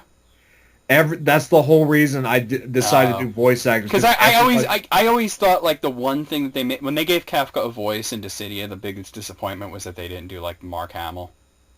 Yeah, because you can imagine Son of the Submariner. Yeah, the thing is, ever since I started doing like, I've got the persona of Merrick, right? Yeah, and that confused the hell out of me the first time I heard it. By the way, ever since I did that, everyone is like, man, that would make a perfect Kefka impersonation. I don't agree. When are you going to do Final Fantasy VI? When are you going to do Final Fantasy VI? I heard it for 5 years straight. Then finally I said, you know what? When I get done with Final Fantasy VIII, the next What is summer, like the biggest role that is still not cast? I honestly can't answer that. No. Well, let me know. I'll keep you posted. I would do it. Number 5, Final Fantasy IV. Well, I'm not doing it myself, but Tanya's doing it, and I'm doing commentary with her. It's gotten a little slow with uploads recently because she's gone back to school, but you should check out Tanya's channel, which is Kazura Studios. And yes, I absolutely will do Final Fantasy IV, but I haven't done 3 yet, so that'll be the next Final Fantasy I do. If you do those, you going to play the original or the remakes? For 3, I would probably do the original because I'm not fond of the remake. The remake is like, if I do those, they're going to be the remakes because they're so much tougher. For 4, I would do the PSP version. Oh yeah, the HD remake on that was great. Yeah, I'm not a fan of that style that they did Final Fantasy 3 in, and then 4 on the DS was like that. I'm not fond of that at all. Number 4, Shining Force 2. Well, I guess if I did the first one and it went over well, I would do the second, but I'm still not sure that that's a thing, you know? Number 3, Legend of Zelda Ocarina of Time. The problem that I have with that, and I'd love to do it because I think it's a great game, and I know that there's a lot of people I've done the first 4 Legend of Zeldas, and I also did 4 Swords Adventure, is adapting the Nintendo 64 control scheme to like an Xbox controller is a fucking nightmare. Oh yeah. So I would have to like map the C buttons to the right analog stick, and it's like it probably can be done, but it's not something that's on my radar right now. I'm not saying I'll never do it. Number 2. Oh, what were you gonna say? Something else too is Ocarina of Time is one of those games where it's gotten like it's the most Let's Played game on the planet. Like if you look it up, there is at least 1,000 pages. That's true. Well, I used to say that like I don't want to do a game that everybody else has done kind of thing, but then like you get like the 5 millionth person asking you to do a game, and sometimes they go over well. Like I did the Paper Mario Let's Play, and I thought it was one of the best ones I ever did.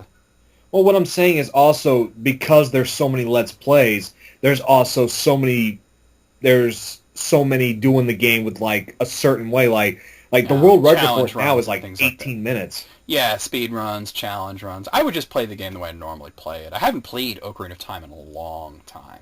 Yeah, like me and like my buddy Josh, who goes by Sir Moggs, he's playing Mog in Final Fantasy VI, and he's done some Let's Plays with me. He always throws the biggest fit whenever I don't do something, because I'm trying to play the game casually. He's like, why didn't you do this? Why didn't you do that? Oh, like, dude, do that on your channel. That is irritating.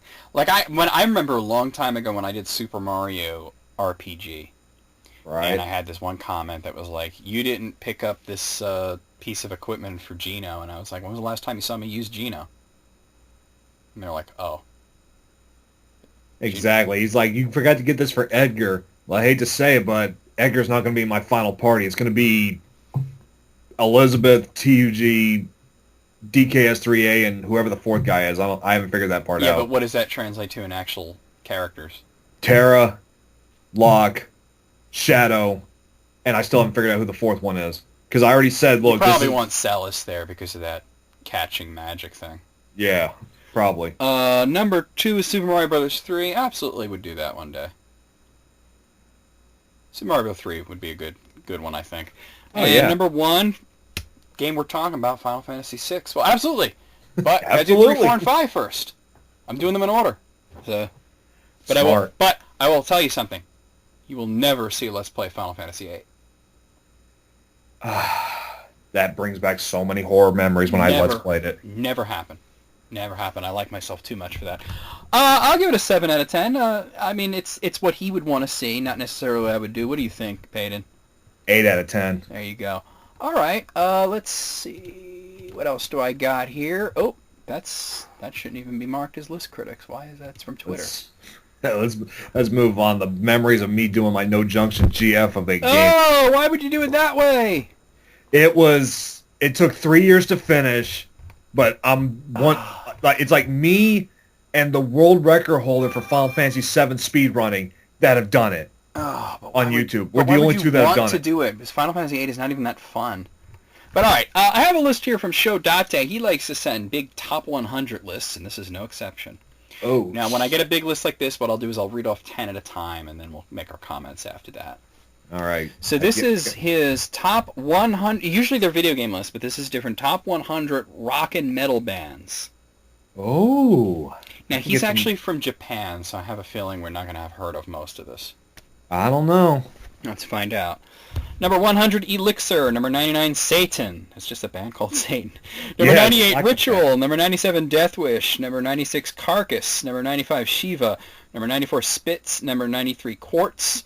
Number 92, Osiris. And number 91, United. I'll be honest with you, the only one of these that I've heard of is Carcass. I've heard of Osiris. I've heard of... You probably heard of Carcass as well. Yeah. And I've heard of... I just said their name. It was number 99. It's Satan. Yeah, I've heard of it. It's just a band called... That just seems a little on the nose. It's a black metal band out of Norway. They're all black metal bands out of Norway, probably. Number 90 is Venom. Number 89 is Doom. Number 88, Volcano. Number 87, Xiang Dung Byungge. Number 86, Black Panther. Number 85, Wolfsbane. Number 84, The Runaways. Number 83, Sekima 2. Number 82, Musica Transonic. And number 81, Yvonsha. I've only heard of Venom. Venom's awfully low on this list. What the hell is Venom doing all the way so low? Like, those guys are the... They were funny as hell, man. When Venom performed live, they would have fans blowing on them, so their hair would always be whipping around. Exactly. All right, well, number 80 is the Alfie. Number 79, Iron Fist. Number 78, Sauberblood. Number 77, Symphonic of Black Sculptures. That's an awesome name. Number 76, The Fourth International. Number 75, Stingray. Number 74, Chicken Bowels. Number 73, Lux Serpent of Eden. Number 72, Bloody Woods. And number 71, Soju Bioi. What is this guy listening to? Well, I told you he's Japanese, so there's probably a lot of Japanese bands on here. Like, when he sends in, like, his top 100 NES games, like, half of them are, like, Famicom games you never played, you know, that kind of stuff. As long as Sweet Home is on there, he's all right. You know what? It was a long time ago when he did that, but probably. Sweet Home was pretty cool. Out of those, I hadn't heard any of them. Same here. And I'm a big metalhead, so... Same here. Saying, yeah. Number 70 is Sad Legend. Number 69, Candlemass. Number 68, Svarun. Number 67, AC/DC. Number 66, Running Wild. Number 65, Belfast. Number 64, Mazo Hysteria. Number 63, Mayhem. Number 62, LA69. And number 61, Ars Nova. Okay, we're getting into more familiar territory here, but... Yeah, we got AC/DC, we got Mayhem. Let's be real here. Mayhem was not good. They were famous for being a bunch of violent idiots. I'm going to be honest, that's the only reason I listen to their music, especially after Dead committed suicide and they took pictures of his corpse and put it on like an EP album cover. Exactly. I mean, I even posted on Facebook as like, this is the most fucked up thing I've ever read. What's yours? Yeah, well, I've heard worse, unfortunately, and a lot of it does have to do with black metal. I mean, there's a whole subgenre of black metal where they're literally Nazis. I think it was 1394 where they're actually neo-Nazis and Dark Funeral too. Yeah, they call it NSBM, National Socialist Black Metal. Jesus. Yeah, it's sick shit. But yeah, a couple there like Candlemass, obviously is a pretty familiar name, Mayhem. Let's see, number 60 is Catonic. Number 59 is Musicos Independientes Asociados. Number 58, the Bishop of Hexen. Number 57, Tarrant. Number 56, MC5. Number 55, Murder Style. Number 54, Cure Yume. Number 53 is Resistance. Number 52 is Blank. And there is no number 51. That's one thing that this guy does. He makes a lot of mistakes with his lists. Huh. Always does this shit. Like, he'll put the same thing on there twice, or there'll be something missing, or he'll skip a number. And I've called him out on it every time, and he still does it. Come on, dude. Step up. All right. Well, is it me, or does MC5 seem like really popular in Japan? Like, it's one of those weird things. I've never heard of them, so I can't say. Oh, yeah, you have. They did Kick Out the Jams. Or Kick in the Jams, whatever the hell that song is. Never heard of it. I guarantee you've heard their music. You just probably didn't know who the hell they were. They had a couple like major radio hits. Number 50 is Sword Forge. Number 49 is Doom. Again. So yeah, that's. Oh, actually, there's two different bands called Doom, so that's probably what it is. Maybe he also means impending doom too, because there is a band called that. No, I think there's one band called Doom from Japan, and there's another that's like from the UK or some shit. Number 48 is Crime. Number 47 is Buck Tick. Number 46 is Fushi. Number 75 is Xenolith Ogre. Number 44, Pink Floyd. Number 43, Mephistopheles. Number 42, Zelda. Number 41, Sabra Bells. Well, one of these things is not like the other. In the middle of all this hardcore death metal and like Chinese black metal, and then there's like Pink Floyd just hanging out there. I like Pink Floyd, I mean. And by the way, yeah, there are two different bands, a Japanese and a UK. There you go. Number 40 is Acid Mother's Temple and the Cosmic Inferno. I just got to pause to say that's the most awesome name I've heard yet. Number 39, 666 Triangle 6 of Death. Okay, that is now the most awesome name I've heard. Number 38 is Crash. Number 37, Barbatos. Number 36, Mantac. Number 35, Rose. Number 34, Gorgon. Number 33, Imperial. Number 32, Sacrifice. And number 31, Blizzard. I've heard of Blizzard. They're actually all right. You ever notice in black metal there's a lot of bands that are just one word? Usually something out of J.R. Tolkien. Or, oh, yeah, especially if you go to the folk metal side of it. Yeah. Yeah. Number 30 is the Blue Hearts. Number 29, Lazy. Number 28, Marie with Medusa. Number 27, Halloween. Well, he says Halloween, but he probably means Halloween. Hell yeah. Number 26, Norma Jean. Number 25, Black Sabbath. Number 24, Deep Purple. Number 23, Penicillin. Number 22, Bowie. And number 21, Bathory. Look, okay, dude, I like Bathory better, but you can't put them above Deep Purple like that's fucked up. Okay, at least we're getting into familiar territory now. At least I recognize at least half of those guys. Yeah. All right. Number 20 is Abigail. Number 19 is Rommel. Number 18 is Nothnagal. That sounds like Tolkien to me. Number 30, back up there. 17 is Rosenfeld. 16 is Venom, again. Again? At least we can't bitch about them being low on the list this time. For the most part. Number 15 is Hamada Mari. Number 14, Lita Ford. Number 13, Dead Cops. Number 12, Cocky Cox. That's the worst name I've heard yet. Number 11 is Typhus. What happened? All the good bands are now in the 20s. Yeah. Well, Venom is there at least, but that's the second time we've seen them there. That doesn't count. It's the second time. I think he moves things. Maybe there's two Venoms. Who knows? I'll have to look that one up. All right, well, go to like Metal Archives or some shit. All right, top 10 here. Number 10 is Rosenfeld. Again? Dude, number 17 and number 10, it's not like they're close. They're close together. Come on. Well, I've seen this guy put things 2 times in a row. So, number 8 is Shoya. Number 7 is The Spy. Oh, okay. I fucked it up. Number 10 is Yngwie Malmsteen. Number 9 is Rosenfeld, again. Number 8 is Shoya. Number 7 is The Spiders. Number 6 is Sabat. Number 5 is The Stalin. Number 4 is X-Japan. Number 3, Judas Priest. Number 2, The Sadistic Mika Band. And number 1, Anarchy. What the Okay. Wait, so Judas Priest is the third best band of all time, but Iron Maiden's not on the list?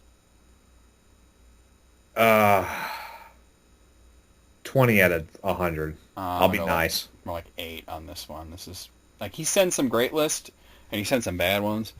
This is one of the Yeah, like I said, I'm being nice. yeah. Honestly, it's a 1 out of 100. I mean that is pretty bad. It like most of them you don't hear about, and the ones that you do hear about, it's just some screwed up black metal band or death metal band out of Japan that nobody's gonna know or listen to. Well, And it's like he does. I mean, I feel like to me it's like yeah, it's his opinion. This is what he likes. That's great and yeah, everything. But there were so many mistakes. Like exactly. one number that was blank, one that was skipped completely, several like where it was the same one that was before, spelling errors. It's just I know English is not his first language, but I wish he'd take his time with these. Let's see what we got here. That's why I only do top tens. Okay, well these next two are top tens. They're sent in by Nicholas Jones. The first one is from Gizmodo.com, and Okay. it's 10 comics that Marvel would desperately like to forget that they published. Ooh. Okay. Well, it starts at number 1, so I guess I usually like to do it descending, but this starts at number 1. It's U.S. number 1. There was actually a comic just called U.S. Oh, well, you might like this. It's a comic about trucking adventures. Oh God, I can see High why they adventure stopped. trucking down the highway. It only took 5 years after the success of the cross-country trucking movie Smokey and the Bandit for Marvel to capitalize on the hit movie by introducing Ulysses S. Archer to the Marvel Universe. I assume most of that time was spent trying to figure out a way to seamlessly add a super-powered truck driver alongside Spider-Man and Captain America until they just said fuck it and gave him a metal head that picked up CB radio waves. Oh, and his brother was an evil trucker who called himself the Highwayman, who was given powers by aliens and ended up crashing his truck into the moon. Wow. Okay, I can see why Marvel would want to forget that one. Dude. That's almost embarrassing. That is really super embarrassing. I don't think you're going to see that in the Marvel Cinematic Universe anytime soon. Thank God. Actually they should do something like where like I would love there to be like comic books and movies about comic books within the Marvel Cinematic Universe and for Yeah. the characters to make fun of it. Like wouldn't it be hilarious if Iron Man like just Tony Stark picked up one of these comics like this and just looked at it like look at this bullshit. I think they did that with Hellboy actually. Oh yeah, well I hate those comic books. Never Number comic 2 book. is Avatar's Covenant of the Shield. Well, they've already got Agents of S.H.I.E.L.D., so I guess it's in the right direction. The Shaper of Worlds, the Living Tribunal, and a few other Marvel divinities were bored one day and they decided to basically play Dungeons and Dragons. Rather than pull out a big bag of D20s, they created Earth, spelled E-U-R-T-H, a fantasy version of Marvel Earth where Captain Avalon and the Champions of the Realm, aka the Avengers, ran around fighting bad medieval guys. This is the sort of ridiculous idea that can either be great or terrible. Since Avatars was planned to be a 12-issue series and petered out after 3, I assume you know how it ended up. Yeah. The art looks like somebody trying to be Rob Liefeld, which is already detestable, and failing at it. So that's pretty bad. Number 3 is Onyx Fight, which is literally a comic book starring the rapper Onyx. I can see why that one failed. Yeah, I don't even need to read it. You don't need me to read that, do you? No. Yeah. Number 4 is Trouble. I don't know if you're aware of Trouble, but it was supposed to be like a revival of like the 50s and 60s romance comics for girls. Yeah. They also tried to connect it to Spider-Man. Wasn't popular. Number 5 is Daydreamers. No. Oh, God. Apparently, it's a team-up book with Franklin Richards, Man-Thing, Howard the Duck, and Artie the Mutant. Next. I don't want to hear. I don't want to hear it. I don't want to hear it so either. incredible. That's terrible. I'm done with that. You know what's funny is when I was mentioning the whole trucker comic, I was gonna casually mention, well, they had a superhero that was just like some football player, and here it is, number 6, NFL Super Pro. Oh God. I actually heard of that. I have the first issue kicking somewhere around in my fucking parents' basement in a file cabinet. It's not worth anything, I'll tell you that. I remember also that they eventually lost the NFL license, and that he just called himself Super Pro.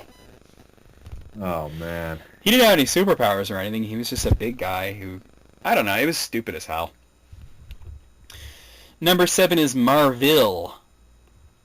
I have no idea what Marvel was around, but I know that they tried to sell it by having like busty, half-naked females on the cover, but that just made it like embarrassing to buy, so the sales were really low. I'd believe it if the sales were really low, because it sounds like something I wouldn't even watch. Yeah, I mean, like, I know that there was like a time in the 90s where they did that with like a lot of comics, like Gen 13 and all that kind of bullshit, where they would put like tits on the cover to get like teenage boys to buy it. But I think these days everybody's just too embarrassed to be seen buying crap like that. Yeah. Number 6 is Ultimate Adventures, which I assume this is related to Ultimate Marvel somehow. Let's see. The sole Ultimate comic series that was not a reimagining of a regular Marvel character's Ultimate Adventures was the brainchild of Howard Stern writer Ron Zimmerman. Well, we can see why he doesn't work there no more. Yeah, wow. Who took the chance to write about a Batman and Robin parody where Batman was even more psychotic than usual and Robin was unbearably obnoxious. It was not the world's most clever idea, but it could be good if handled correctly. Zimmerman didn't, taking almost a year and a half to release 6 issues of the mediocre comedy. Given that Zimmerman may have already been the most hated man in comics at that point for his unpopular Spider-Man story about Kraven the Hunter's son being a Hollywood big shot and his willingness to argue with fans on the internet, Quesada's championing of Zimmerman was basically a huge fiasco for him during his early days as editor-in-chief. Wow. That just sounds unpleasant to me. Yeah, a little bit. If you're going to get anybody at Howard Stern show to write a comic book, I'd want the Richard Christie version. Can you imagine what his comic books would be like? Or Hank the Angry Drunken Dwarf. Well, he's dead. Unfortunately. Yeah. But can you imagine, like he'd have, like, every superhero would appear in every issue because they're all my favorite. Yeah. Number 9 would be the swimsuit issues that were so popular in the 90s. And by popular, I mean nobody bought them because they're fucking stupid. Pretty much. Like, most of the female characters are running around half naked anyway, so what's the point of buying a book of pinups where they're in bikinis? Like Dead or Alive, just about. Yeah, exactly. Oh, God. What's the point of having a volleyball? They already don't wear enough as it is. That's true. Number 10 is the Billy Ray Cyrus comic. Wow, and I thought Miley was the worst thing he ever made. Really? I gotta read this. Let's see. In the 90s, Marvel experimented with publishing comics of popular musicians with their Marvel Music imprint. I was unaware of this. Most reasonably biographical, and then there were more out there, like the aforementioned Onyx Fight. But nothing was more ridiculous than the 48-page masterpiece of madness, simply titled Billy Ray Cyrus, which featured the country music star and future terrible father traveling through time to fight ghosts, dragons, and evil knights with nothing but the greatest mullet that has ever been featured in the comics medium. I assume Marvel is less than enthused to have written a comic where a country music star meets Merlin and drags a random couple into basically doing a frontier life LARP with him, but frankly, this comic should be celebrated for the mullet's sake, if nothing else. Right. Who the hell came up with that idea? It had to have been Billy Ray Cyrus himself. Possibly.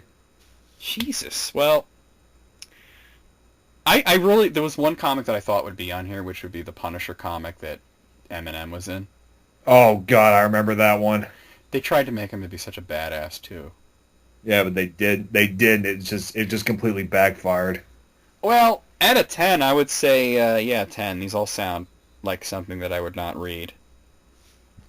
What do you say, Paden? 9.5 to 10. No, we don't do fractions, man. All right, We don't. I'll say 9 then. Okay, the next list, also submitted by Nicholas Jones, is similar. It's from a different website. It's top 10s. It's the top 10 worst moments in Marvel Comics. Starting to think Nicky J there might have something against Marvel. A little bit, maybe. Yeah. He's probably some DC guy. Well, I'm a DC guy myself, but I tell you, I love the movies they've been doing. Marvel's been really killing it with movies. I was the kid that grew up reading Spawn, and that was the only comic book I got, and that was neither Marvel nor DC. Yeah, it was Image. Spawn was good for about 2 years, and then it got a little too weird. I still got like over 400 of the comics here. It got really fucked out after a while. Like, you could tell that McFarlane was doing some serious drugs. Yeah. Okay, so the 10 worst moments in Marvel Comics, number 10 would be when Ms. Marvel got raped. Ugh. I And you know what? They're glossing over how horrible it was because it was actually her son from the future who came back in time, knocked her out, had sex with her unconscious body, and she got pregnant and gave birth to him. what the Yeah, just that's not something that they would probably... Like, how did that get past anybody? You know what I mean? Like, when the writer brought that story in, couldn't they have just slapped him around a little and been like, what the fuck is wrong with you? exactly. I mean, like, you could put rape in a comic and treat it as a serious issue and do, like, a serious story, or you could do something stupid like that. Sounds like something they do in that movie Hanger or something like that. Like, who the hell would come up with it? Like she gave, like, he's his own father? Like, it doesn't even make sense. How the hell does that work? It was like that Futurama episode where he has sex with his grandma. Oh, God. Like how? Like But, how? yeah, Ms. Marvel's son, Marcus, is literally a motherfucker. Number 9 is the Clone Saga from Spider-Man. I don't think it was that the Clone Saga was bad. I think it just dragged on for way too long. Like, it was supposed to be something like 6 months, and it wound up going on for like 3 years. Jeez. And they kept having to cover up their own plot lines, and it went on for too long. But then again, they've been thoroughly trying to ruin Spider-Man since the 90s anyway. Like, the Spider-Man comics are a fucking dumpster fire these days. Exactly. Like I'm still pissed off about the whole restart episode. Which one? One More Day One or More One Day. Moment That's in the one. Time? Because there was One More Day, there was Brand New Day, there was One Moment in Time. They've hit the reset button on Spider-Man so many times. That's why I was so happy with the way that Spider-Man came off in the Civil War movie, because I was like, this is cool. I could dig this. Be like, okay, we're tired of hearing about his backstory. We're tired about hearing how he got the powers. We already know. Yeah. They made 2 movies about it already within a decade of time. Just give it up already. We get it. Yeah. I think they did a really excellent job with him, and I can't wait for Spider-Man Homecoming. Yeah. Number 8, Iron Man The Crossing. I remember this. Iron Man became a villain, not the only time it happened, but instead of, like, I don't know, just rolling with that or, like, having him redeem himself eventually, they went back in time and brought a teenage Tony Stark forward in time to fight the evil adult Tony Stark, and he kills the evil Tony Stark, and he becomes Iron Man. So it was basically their way of making Iron Man into a teenager for a while. Yeah. I don't know what kind of hoops they ran through to reverse that, because I didn't really read Iron Man because I thought he was lame as hell, but like that story kind of speaks for itself in its magnitude of lameness. Like I said, it was only Spawn that I read. Yeah. Do you remember the series on HBO? That was pretty good. Oh yeah, that's what got me into the Spawn comics, and my mom. Oh, there you go. Oh God, when my mom found out I was watching it, Oh, she probably was not too happy. She wasn't, because it was like one of those late night HBO shows. But Dude, then my parents watched Spawn with me though. she thought she was one of those overprotective moms, and I'll give my dad credit where credit's due. Yeah. He was the one that would give me the Spawn comics, and then when I got a job, I started collecting them myself. So Number 7 is Heroes Reborn. This was where they tried to reboot the Avengers in like a separate universe, but unfortunately, they the thing that ruined it was that they put Rob Liefeld in charge of Captain America. right. It was a nightmare. It was so bad. Jim Lee's Fantastic Four was not bad though. Number 6 is Chuck Austin's X-Men. Well, why didn't you just say anything Chuck Austin's ever wrote? He got fired from Marvel for being terrible, went over to DC, got fired for being terrible there. I mean, his biggest contribution to the fucking X-Men series was that he decided to put in there somewhere that Nightcrawler had 2 dicks. Ugh. I don't know why you do that, but there you go. Number 5 is Sin's Past. This is a story where they establish that at some point in the past, Gwen Stacy was super mad at Peter Parker, and she went and cheated on him with the Green Goblin. Jesus. And she had twins that somehow nobody ever knew about, and they came like later on as like evil little teenage Green Goblins. Oh, Jesus. That's one of those things that shouldn't even get past like the idea phase. Like somebody comes up with the idea and then somebody else should throw a stapler at that guy. I'd probably throw more than a stapler at him. maybe a heavy staple, not like a staple gun. Number 4 is Civil War. Yeah, if you saw the movie and you loved it, the reason it was so good, it had nothing to do with the fucking comic. I believe it. There was like one reference to the comic where, you know that scene near the end when Iron Man and Captain America were fighting each other, and like there was that really iconic shot of Iron Man just trying to blast the shit out of him and he's blocking it with the shield. That was from the final fight of the comic. Unfortunately, the comic was lame. It was so bad. Like, Iron Man was straight up evil, and Captain America was like perfect, and they were trying to do like which side are you on, but nobody was on Iron Man's side because he was like clearly wrong. But then they had him win anyway. Exactly. The movie was so good. Like, anybody out there who hasn't seen Captain America: Civil War because you read the comic and it was lame, hey, the movie has nothing to do with it. They just used the name. Yeah. Number 3 is you mentioned this one, One More Day.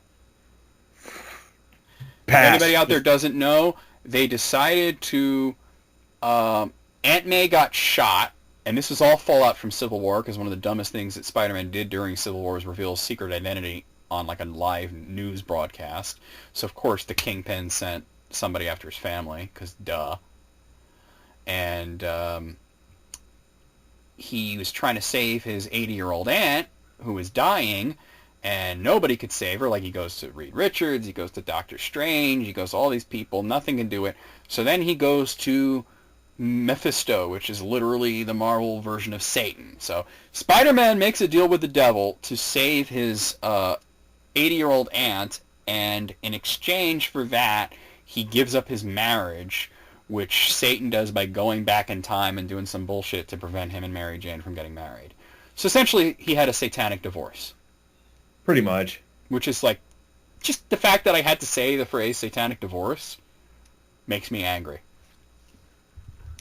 Number 2 is Ultimates 3. I don't know much about this, but I heard it was a train wreck, so maybe I should. I've never heard of it, to be honest. Ultimates is basically the Ultimate Comics version of the Avengers, but they're all like edgy and violent. Ah.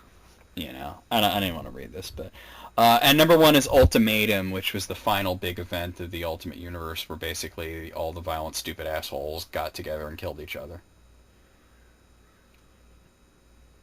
So, Jesus. yeah. Well, out of 10, I gotta say these are all pretty fucking horrible. I mean, honestly, when I heard the title of the list, the first thing that popped in my head was Civil War. But, yeah, that's on there. Did you know that they are now doing a Civil War 2? I don't mean a movie, I mean a comic. Hopefully they don't blow it this time. Oh, well, they blew it with the plot that's basically the exact plot of Minority Report. Oh, God. And the sides don't even make sense, because basically they find this guy who can see the future in a way, like he could always predict when bad shit's going to happen, and like do that, you know, and it's like pre-crime or anti-pre-crime, you know? Yeah. And like they have the She-Hulk on the pre-crime side, and I'm like, she's a defense attorney? What sense does that make? Not a whole lot. Yeah, so it's just stupid. Like they have Star-Lord on there, and I'm like, why is Star-Lord be even involved in this? Like, why is he even on Earth? I have no idea. So, yeah. 10 out of 10. Great list. Good list. What do you say? 10 out of 10. Okay. I know you got to go fairly soon, but I think we can fit in maybe 1 or 2 more here. Yeah, about, I got 55 minutes to be up to the dealership. Yeah, well, I said it's 10 here. We'll end it in about, like, 20 minutes or so. Yeah, sure, go ahead. Leave you more than enough time. The anime fan sent me, actually, another Marvel-related list. I'm not doing this on purpose, but he sent me 4 characters that he'd like to see in the Marvel Cinematic Universe. Let's see if we agree. Number 4 is the She-Hulk. What do you think of that? You think they could do the She-Hulk and not have it be, like, lame? Whenever I think She-Hulk, I think of the porno, and that's it. Oh, well, I mean, like, She-Hulk's a pretty interesting character, but I think that, like, they had a hard enough time getting the Hulk right. Right. So to me, I think that they should, like, first let's see like a Hulk movie that isn't related to Universal Studios and is like fully made by Marvel, and with Ruffalo there, and we'll see how that goes, before we Right. start bringing She-Hulk into it. Number 3 is The Watcher, and he says, like the kind of like, do you know who The Watcher is in Marvel Comics?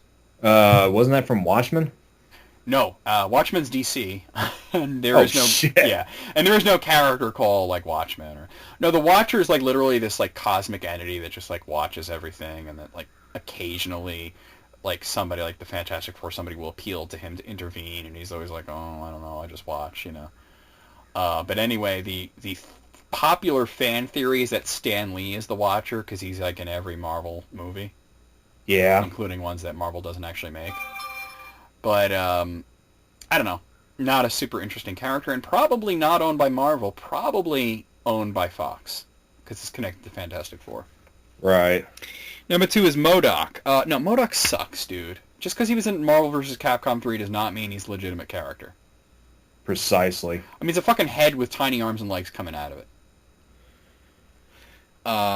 And finally, number 1, Spider-Gwen. Spider-Gwen. No, let's not. No, we barely got a good version of Spider-Man, and now you want to go into alternate universe shit? Hell the fuck no. No Spider-Gwen's way. great, but let's not, okay? Let's not, no. Out of 4, 1. I agree with Say that. She-Hulk, that's about it. Oh god. And even that's contentious. What do you think? A little bit, yeah. So, 1? Pretty much, yeah. Okay, let's see. Oh, that's the same list. I didn't take the star off. Blah, blah, blah. Oh, that's the other Marvel lists. What is wrong with me today? I drank way too much coffee today. Like, I went to McDonald's for coffee earlier, like a big, iced coffee, and then I was like, literally, like, I was recording Let's Plays, and it got really hot. It's been hot lately for some reason, even though it's September, and I live in Pennsylvania.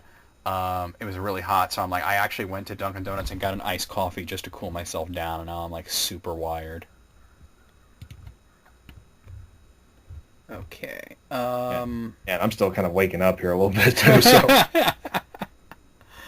Okay. I got one from Mr. John Nelson. That's S Serpent 21. I don't know if you're familiar with him. He's another YouTuber like you and me. He actually did guest on List Critics once, and he sent me a list 10 dumb things that are actually illegal in Wisconsin. He's from Wisconsin, so that's be the connection here. I can believe it. There is a lot of dumb laws in a lot of dumb states. The problem that I have with dumb laws lists is most of them are fake. Like most dumb laws, like crazy laws, there's whole books of these things. They're mostly bullshit. Yeah. But let's see. Number 1, you can't serve margarine at a restaurant unless the customer specifically requests it. Okay. That's usually how restaurants work anyway. Yeah, but to think that they made a law out of that is kind of ridiculous. But I do believe it about Wisconsin because that's where almost all of our dairy comes from, and I'm sure the butter lobby has their claws and everything there. So I can actually believe that one. Number 2, it is illegal to not give a farm animal the right of way on a public road. What the That one's got to be made up. I actually kind of believe that because it is sort of a common sense thing. If there's a cow crossing the road, you probably don't want to cut them off. Oh yeah. But like as a law, I could kind of believe that because traffic laws are usually the only one of these that are true are traffic laws, because traffic laws get pretty ridiculous because they're mostly based around collecting money. well, that's why I'm glad I don't drive in Wisconsin. Then I'm almost certain I would have already murdered one of them at least by now. Number 3, it is illegal to not base business hours on Central Time. Well, why would you? Why would you not base it on the time zone you're in? Exactly. Well, you don't need a law for that. That's just crazy. Number 4, adultery is illegal. That's probably bullshit. I don't know. A lot of laws are actually starting to do that because of because of how violent people get whenever they find out, oh, you've been cheating on me. Yeah, But So they're trying their best. It's like, okay, but you know what? The Constitution kind of trumps that. You know what I'm saying? Yeah. Number 5, it is illegal to produce cheese that is not highly pleasing. See, now that's fucking stupid. Except that one sounds That can't made be up. a law. What if somebody's lactose intolerant and they can't have cheese? Citation needed. Number 6, in Racine, it is illegal to shoot missiles at parade participants. I think that would be illegal everywhere, don't you think? Exactly. I mean, that's called murder, isn't it? Yeah. Yeah. Number 6, in Warsaw, you cannot throw snowballs. What? Okay. I mean, how specific is it? Like, you can't throw snowballs at a person, or, like, at all? Like, what if you threw a snowball at a tree? Would you get a ticket for that? So that's probably bullshit. I don't believe that's real. Number 8, in La Crosse, it is illegal to worry a squirrel. What the hell does that even mean? How do you worry a squirrel? Is that code for, like, have sex with or something? Because, like, seriously, what does that mean? Worry a squirrel. I have no idea. I'm actually going to pop just worry a squirrel into Google and see what comes up. I hear popping. That was my mouth doing that. The first thing that comes up is stupidlaws.com, which is a very bullshit website. I kind of, okay, well, apparently Fox News did a story in 2004 of someone who actually got a ticket for that. And they do run a lot of weird stuff. Apparently, this guy sicked his dog on some squirrels, and he got a ticket for that. What the fuck? Weird. Number 9, in St. Croix, it is illegal to wear red in public. See, that's got to be bullshit. It has to be. Because that is, like, that law is illegal.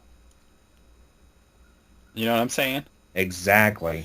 Number 10, you're not permitted to go outside in public in Milwaukee if you look offensive. With safe spaces this day, I would not be surprised. That's probably a very old law.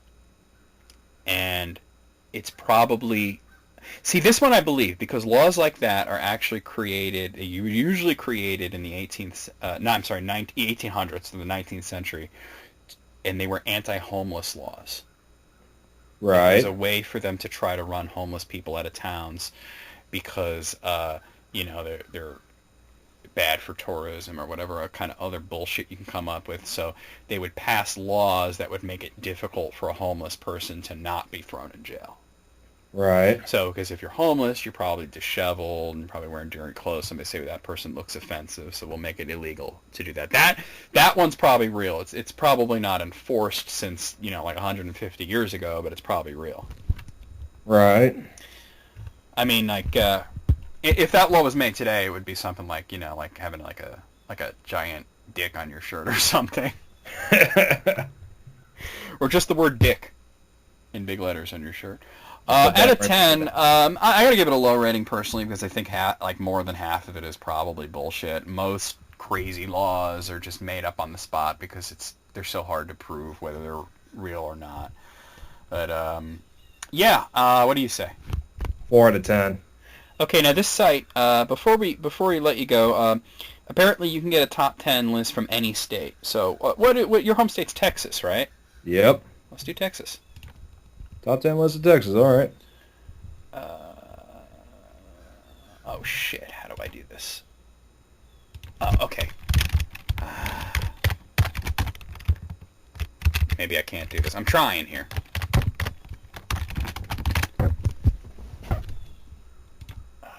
How does this work?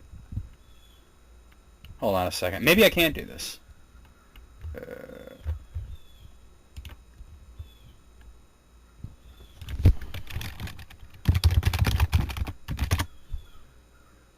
I guess they don't have one for Texas. Huh. Oh, wait, I found it. It's a top 12 list, though. Okay, cool. Okay. It is illegal to sell your eye in Texas, like your eyeball. Yeah. I kind of think that would be illegal anywhere. Like, selling human organs is generally frowned upon. Yeah. Number 2, milking someone else's cow is illegal. Weird. Can you explain that one to me? I have no idea. I know we got a lot of farmland out here, but I never worked on But one. like, let me ask you a question though. Like, if you hire someone to milk your cow, is that illegal? Because they're milking your cow. See it? I'm not sure. Number 3, taking more than 3 sips of beer while standing up is illegal. No, I gotta say that people in Texas break that law all the time, right? I know I break it all the time. It's illegal to shoot buffalo from a second-story window. Shoot, Man, in Alaska, you could shoot wolves from a helicopter. But in Texas, you can't shoot a buffalo from a second-story window as if that's actually a thing. What if it's a third story? You good then? I'm not sure. Number 5, in Clarendon, it is a crime to dust a public building with a feather duster. What? That's got to be bullshit. When they're that specific, it's got to be bullshit. Who the hell dusts buildings anyway? Number 6, it is illegal to sell Limburger cheese on Sunday. What? Shit that specific has got to be fake. Number 7, it is illegal to eat someone's garbage without their permission. Have you ever had anyone ask you for permission before eating your garbage? Nope. I didn't think so. Number 8, in Port Arthur, it is illegal to emit obnoxious odors in an elevator. That's one of those laws that we wish was real, but it's probably not. Yeah. Number 9, it is illegal to drive without windshield wipers, though a windshield itself is not required. That's actually believable. You could drive without a windshield? Yeah. I see people do it in Texas all the time. We call them... Do you not have, like, state inspections there? Because I know Florida doesn't have them. Oh, we got state inspections for sure, but... Windshield's not required? I've never had it for that, but I do know a lot of people do drive without How? Like, where would you even put the inspection sticker? It's like a redneck thing. That's all I know. Oh, so it's just something people do, like, on their own land or whatever. Yeah. And number 10, in Galveston, inhaling fumes from model glue is a crime. It's also a good way to get brain damage, so... I've only been to Galveston once, and... Lord have mercy. Number 11, in Mesquite, children are not permitted to have unusual haircuts. In Mesquite, like... Mesquite, Texas, like M-E-S-Q... Oh, yeah. God. Yeah. What is an unusual haircut? Me? Well, yeah. Well, you're not a child, though. Oh. So. Number 12, in Richardson, all U-turns are illegal. That explains I could believe that. That explains why I got that ticket that one day. Yeah, I absolutely believe anything with ridiculous traffic laws because they're just trying to get money. Did you wind up paying the ticket? Yep. Yeah. Did you? It was only an $80 ticket, but shit. Oh, did you go to court or did you just pay it? I just paid it. Always go to court. Waste their time. Well, I know something else too. About a month ago, I got a speeding ticket in Louisiana, and I wasn't. There was no way I was going to drive all the way back there just to fight it. There was just no way. No, well, that's understandable. Out of 12, I think this is at least more entertaining than the Wisconsin one. Yeah. Let me see if I could find one from my current home state of Pennsylvania, and then we'll call it a day. If this website has one, that would be great. Ah, here it is. It's a top 10 list of things that are illegal in Pennsylvania. Number 1, it is illegal to discharge a firearm at a wedding in Pennsylvania. I can't see that as having been a real problem. Number 2, it is illegal to sing in the bathtub. What? But if it's a shower, it's fine. See, what kind of bullshit is that? Really? You know, maybe, I don't know, maybe the Amish came up with that. I don't know. I don't know. Number 3, no more than 16 women may live together under one roof. Whoa. You know why that? That is real, and I can tell you because if there's more than 16 women living together, they consider that a brothel. Ugh. Which maybe it is, but it could also be a sorority house. So. Maybe. Number 4, you may not catch a fish with your hands. That sounds like a challenge to me. Yeah. I mean, like, if you can do it, why would it be illegal? That's awesome. Exactly. Like a bear. You know how bears just go and they kind of like just slap a river and fish pop out? Yeah. Number 5, in Morrisville, women must not wear makeup without a permit. I don't believe that for a fucking second. I don't either. Number 6, in Ridley Park, don't even think about eating peanuts while walking backwards in front of the Barnstormers Auditorium during a performance. I've heard that fake law attributed to so many different towns. I've heard it attributed to New York City, so I know it's bullshit. The whole eating peanuts and walking backwards at a concert shit. Yeah. It's one of those things that sounds ridiculous, so you put it in these lists because it sounds ridiculous. Number 7, in Pittsburgh, you may not bring your mule or donkey onto a trolley car with you. I don't even think that need a law for that. I think the trolley company would probably not let you do it. Exactly. I have a friend from Pittsburgh. I'll have to ask her about that. She doesn't currently live in Pittsburgh. She actually lives in a town in western Pennsylvania called South Park. Oh, wow. It's funny when I see her post on... Actually, you know her. Well, you may not have met her, but she's in Kanzara Studios. Her name's Marielle. She's the girl who sang the song in the credits for both episode 1 and 2. Yeah, she's actually going to be doing some guest commentating on us tonight for KSW. Oh, really? Marielle's going to be there? Yeah. Oh, I'll have to watch that episode. Oh, yeah, she's going to help us out. I did not know that. All right. Number 8, all wine and liquor stores must be run by the state. Yeah, that is true. I do know about that. Yeah. Well, actually, I don't know if it still applies to wine and liquor stores. I know it applies to beer stores. The wine and liquor part might be kind of outdated. Number 9, you may not sleep on top of a refrigerator outdoors. What the That's real. It's an anti-homeless law. Right. Guarantee you. Real. Number 10, in Philadelphia, you may not put pretzels in bags. What? How do they sell them? I've been to Philadelphia many times, and they have pretzels in bags.